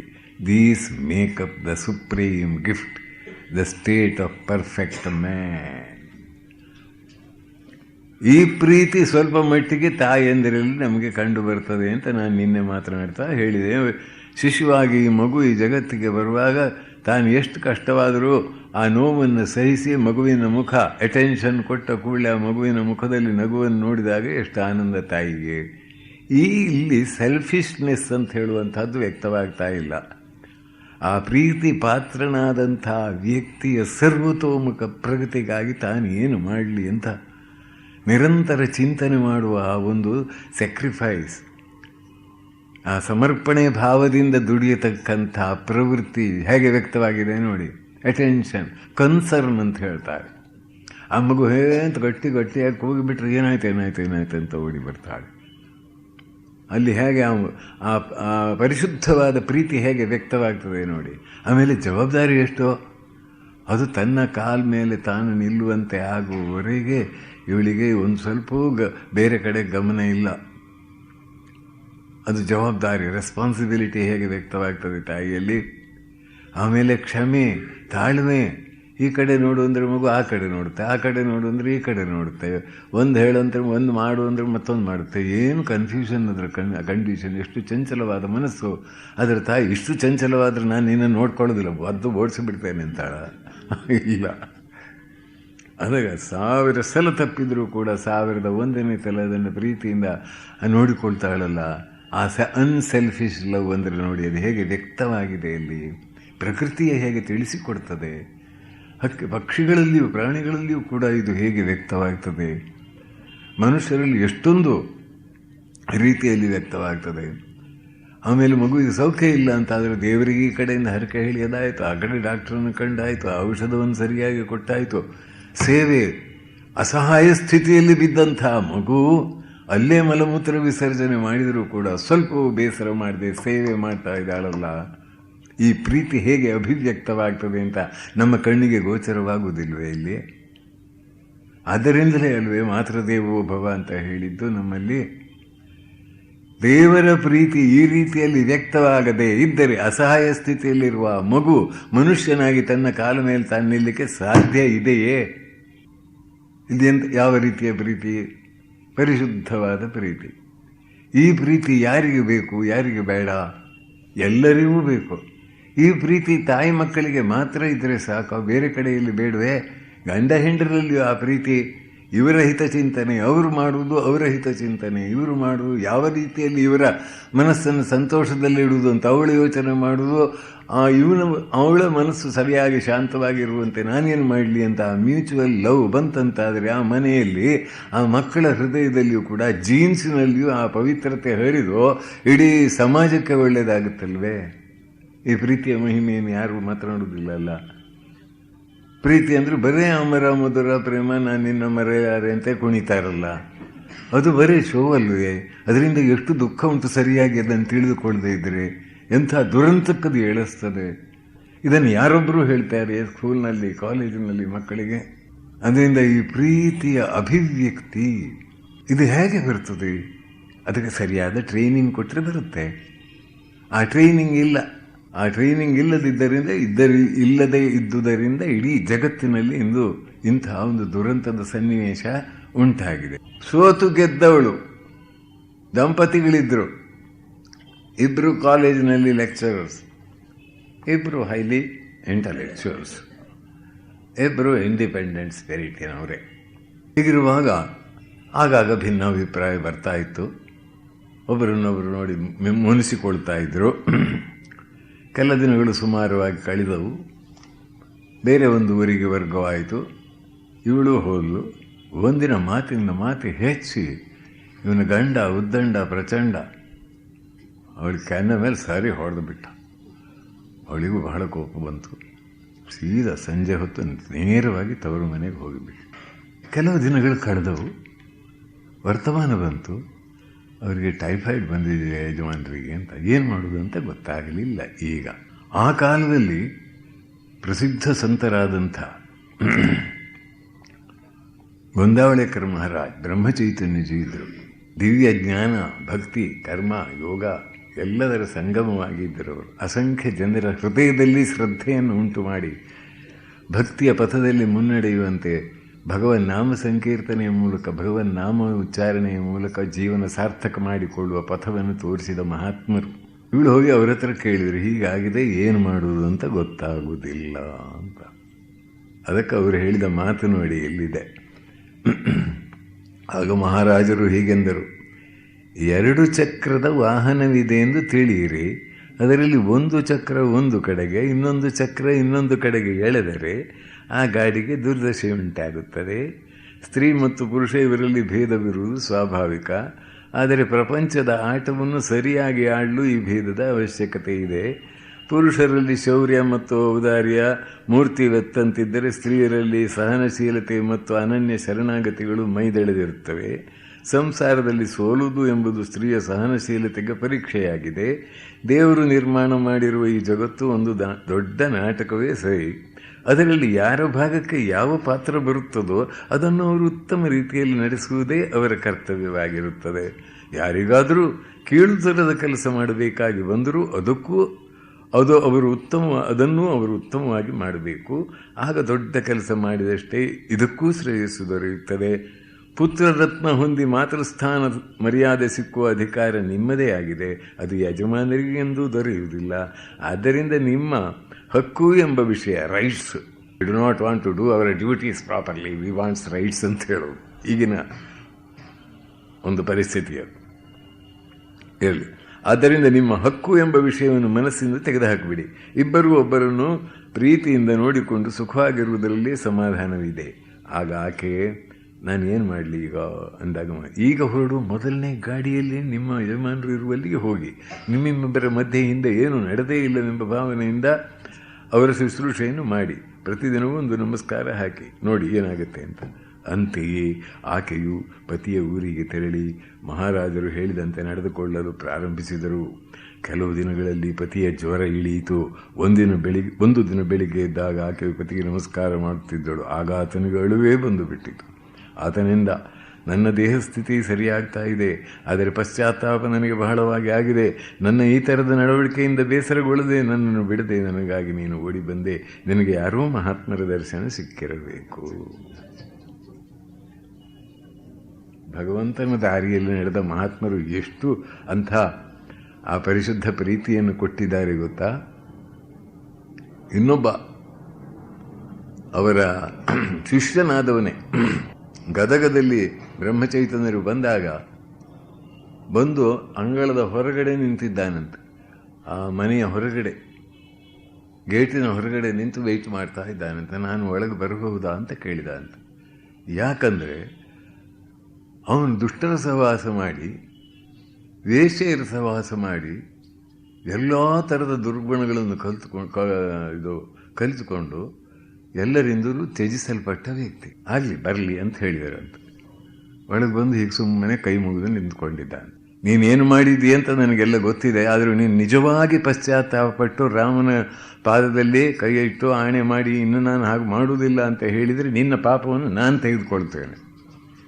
ಈ ಮಾತು ಅವರ ಬಾಯಿಂದ ಬಂದದ್ದು ಕೇಳಿದ ಕೂಡಲೇ ಅವನ ಮಗುವಿನ ಹಾಗೆ ಬಿಕ್ಕಿ ಎತ್ತವೆ. ಅವರು ಹೇಳಿದಂತೆ ಅಲ್ಲಿ ಶಪಥ ಮಾಡಿದ. ಆಮೇಲೆ ಅವನ ಜೀವನವೇ ಪರಿವರ್ತನೆ ಆಯಿತು. ಪರಿಶುದ್ಧ ಪ್ರೀತಿ ಮಹಾಪುರುಷರು ಕೊಡಬಲ್ಲರು. ಅವರಿಗೆ ವೈಯಕ್ತಿಕವಾದ ಯಾವ ಆಸಕ್ತಿಗಳೂ ಇಲ್ಲ. ಆದರೆ ಮನುಷ್ಯರು ಸತ್ಕರ್ಮ ಮಾಡಿ ಉನ್ನತವಾದ ಆಧ್ಯಾತ್ಮಿಕ ಪದದಲ್ಲಿ ಮುನ್ನಡೆಯಬೇಕು ಎನ್ನುವುದು ಅವರ ಉದ್ದೇಶ. ಅಂಥ ಮಹಾತ್ಮರು ಬಂದ ಅವಾಣಿಯನ್ನು ಕೇಳಿ ಆತ ಸಂಪೂರ್ಣ ಬದಲಾವಣೆಯಾಗಿ ಹೋದ. ಅಂದರೆ ಈ ಪ್ರೀತಿ, ಪರಿಶುದ್ಧವಾದ ಪ್ರೀತಿಯ ಶಕ್ತಿ ನೋಡಿ. ಎಲ್ಲಿ ಪರಿಶುದ್ಧ ಪ್ರೀತಿ ಸಿಗ್ತದೆ? ಆ ಪರಿಶುದ್ಧ ಪ್ರೀತಿಯ ಮೂಲ ಎಲ್ಲಿ? Love never comes until there is freedom. Swami ವಿವೇಕಾನಂದರು ಹೇಳ್ತಾರೆ. Freedom from what? Freedom from all sorts of desire ಅಂತ ಅರ್ಥ ಮಾಡಬೇಕು ಅದಕ್ಕೆ. ಯಾರು ಹೃದಯ ಮಂದಿರಲ್ಲಿ ಭಗವಂತನನ್ನು ಸ್ಥಾಪನೆ ಮಾಡಿದ್ದಾರೋ ಅವರಿಗೆ ಜಗತ್ತಿನಲ್ಲಿ ಯಾವ ಥರದ ಆಸೆ ಆಸಕ್ತಿಗಳೂ ಇಲ್ಲ. ಭಗವಂತನಲ್ಲಿಯೇ ದಿವ್ಯ ಆನಂದವನ್ನು ಪಡೆದವರು ಅವರು ಮನುಷ್ಯ ಕುಲಕ್ಕೆ ಎಷ್ಟೇ ತಮ್ಮ ಕಷ್ಟವಾದರೂ ಅವರ ಪಾಪವನ್ನು ತಾವು ಸ್ವೀಕರಿಸಿ ಅವರ ಹಿತಕ್ಕಾಗಿ ಚಿಂತನೆ ಮಾಡತಕ್ಕಂಥ ಪರಮಾದ್ಭುತ ಕರುಣೆ ಉಳ್ಳವರು, ಆ ದೈವಿ ಪ್ರೇಮದಿಂದ ಪ್ರೇರಿತರಾದವರು. ಅವರ ಒಂದು ಸಾನ್ನಿಧ್ಯ ಸಿಗುವುದು ಅಷ್ಟು ಸುಲಭ ಅಲ್ಲ.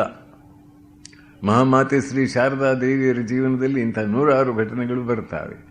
ಕೆಲವೊಂದು ಅವರ ಪಾದಕ್ಕೆ ನಮಸ್ಕಾರ ಮಾಡಿದರೆ ಆ ಪಾದವನ್ನು ಸ್ಪರ್ಶ ಮಾಡಿದ ಕೂಡಲೇ ಅವರು ಎಂತೆಂಥ ಕರ್ಮಗಳನ್ನು ಮಾಡಿದರೂ ಕೂಡ ಅದನ್ನು ತಾನು ಸೆಳೆದುಕೊಂಡು ಇಡೀ ಜೀವನ ಕಾಲೆಲ್ಲ ನೋವು ಉರಿ ಉರಿ ಉರಿ ಉರಿ ಮೈಯೆಲ್ಲ ಉರಿಯಾದರೂ ಕೂಡ ಗಂಗೆಯಿಂದ ಅದನ್ನು ತೆಗೆದುಕೊಳ್ಳು ಕಷ್ಟಪಡ್ತಾ ಇದ್ರು. ಅವರ ಒಂದು ಕರ್ಮವನ್ನು ಇವರು ಸೆಳೆದುಕೊಳ್ಳೋರು. ಹೀಗೆ ಮಾಡಿ ಅವರ ಹಿತವನ್ನು ಚಿಂತನೆ ಮಾಡತಕ್ಕಂಥವರು. ಆ ಪವಿತ್ರ ಪ್ರೀತಿ ಎಲ್ಲಿ ಬರ್ತದೆ? ಅದರ ಮೂಲ ಪ್ರೀತಿಯ ನಿಧಿಯಾದ ಭಗವಂತನೇ. ಪ್ರೀತಿಯ ನಿಧಿ ಆ ಭಗವಂತನೇ.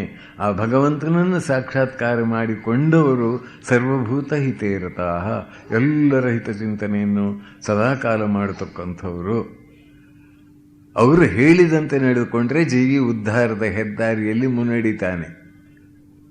ಅದನ್ನು ಪಡೀಲಿಕ್ಕೂ ಸತ್ಸಂಸ್ಕಾರ ಬೇಕು, ಸಂಸ್ಕಾರ ಬೇಕು. ಇಲ್ಲದ್ರೆ ಅದು ಆಗುವುದಿಲ್ಲ, ಕಷ್ಟ. Love never comes until there is freedom. There is no true love possible in the slave to the senses. You may read all books in the universe, but this love is not to be had by the power of speech, nor by the highest intellect, not by the study of various sciences. He who desires God will get love. 12ನೇ ಅಧ್ಯಾಯ ತೆಗೆದು ನೋಡಿ. ಅದ್ವೇಷ್ಟ ಸರ್ವಭೂತಾನಾಂ ಮೈತ್ರ ಕರುಣ ಏವಚ ನಿರ್ಮಮೋ ನಿರಹಂಕಾರ ಸಮದುಃಖ ಸುಖ ಕ್ಷಮಿ ಸಂತುಷ್ಟ ಸತತಂ ಯೋಗಿ ಯಥಾತ್ಮ ದೃಢ ನಿಶ್ಚಯ ಮೈ ಅರ್ಪಿತ ಮನೋಬುದ್ಧಿರ್ ಯೋ ಮದ್ಭಕ್ತ ಸಮೇ ಪ್ರಿಯ. ಭಗವಂತನಿಗೆ ಪ್ರಿಯವಾದ ಈ ಗುಣಗಳು, ಅದನ್ನೇ ಅವನು ಹೇಳಿದಲ್ಲಿ. ಆ ಗುಣಗಳನ್ನು ಮೊದಲು ಆಂಗ್ಲ ಭಾಷೆಯಲ್ಲಿ ನಾನು ಹೇಳಿದ್ನಲ್ಲ, ಆ ಎಲ್ಲ ಗುಣಗಳು ಅಲ್ಲಿ 12ನೇ ಅಧ್ಯಾಯದಲ್ಲಿ ಭಗವಂತನೇ ಹೇಳಿದ್ದಾನೆ.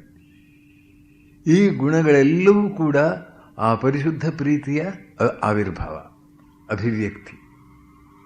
ಅದು ಬಂದರೆ ಜೀವನದಲ್ಲಿ ಮನುಷ್ಯ ಸಾರ್ಥಕತೆಯನ್ನು ಪಡೀತಾನೆ.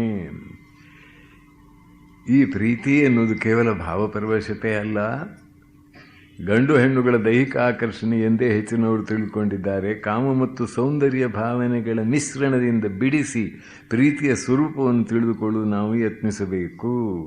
ಹಾಗೆ ತಿಳಿದುಕೊಂಡರೇನೇ ಪ್ರೀತಿಯ ವ್ಯಾಪಕ ಶಕ್ತಿ, ಅದರ ಪ್ರಭಾವವನ್ನು ಅರಿತುಕೊಳ್ಳಬಹುದು.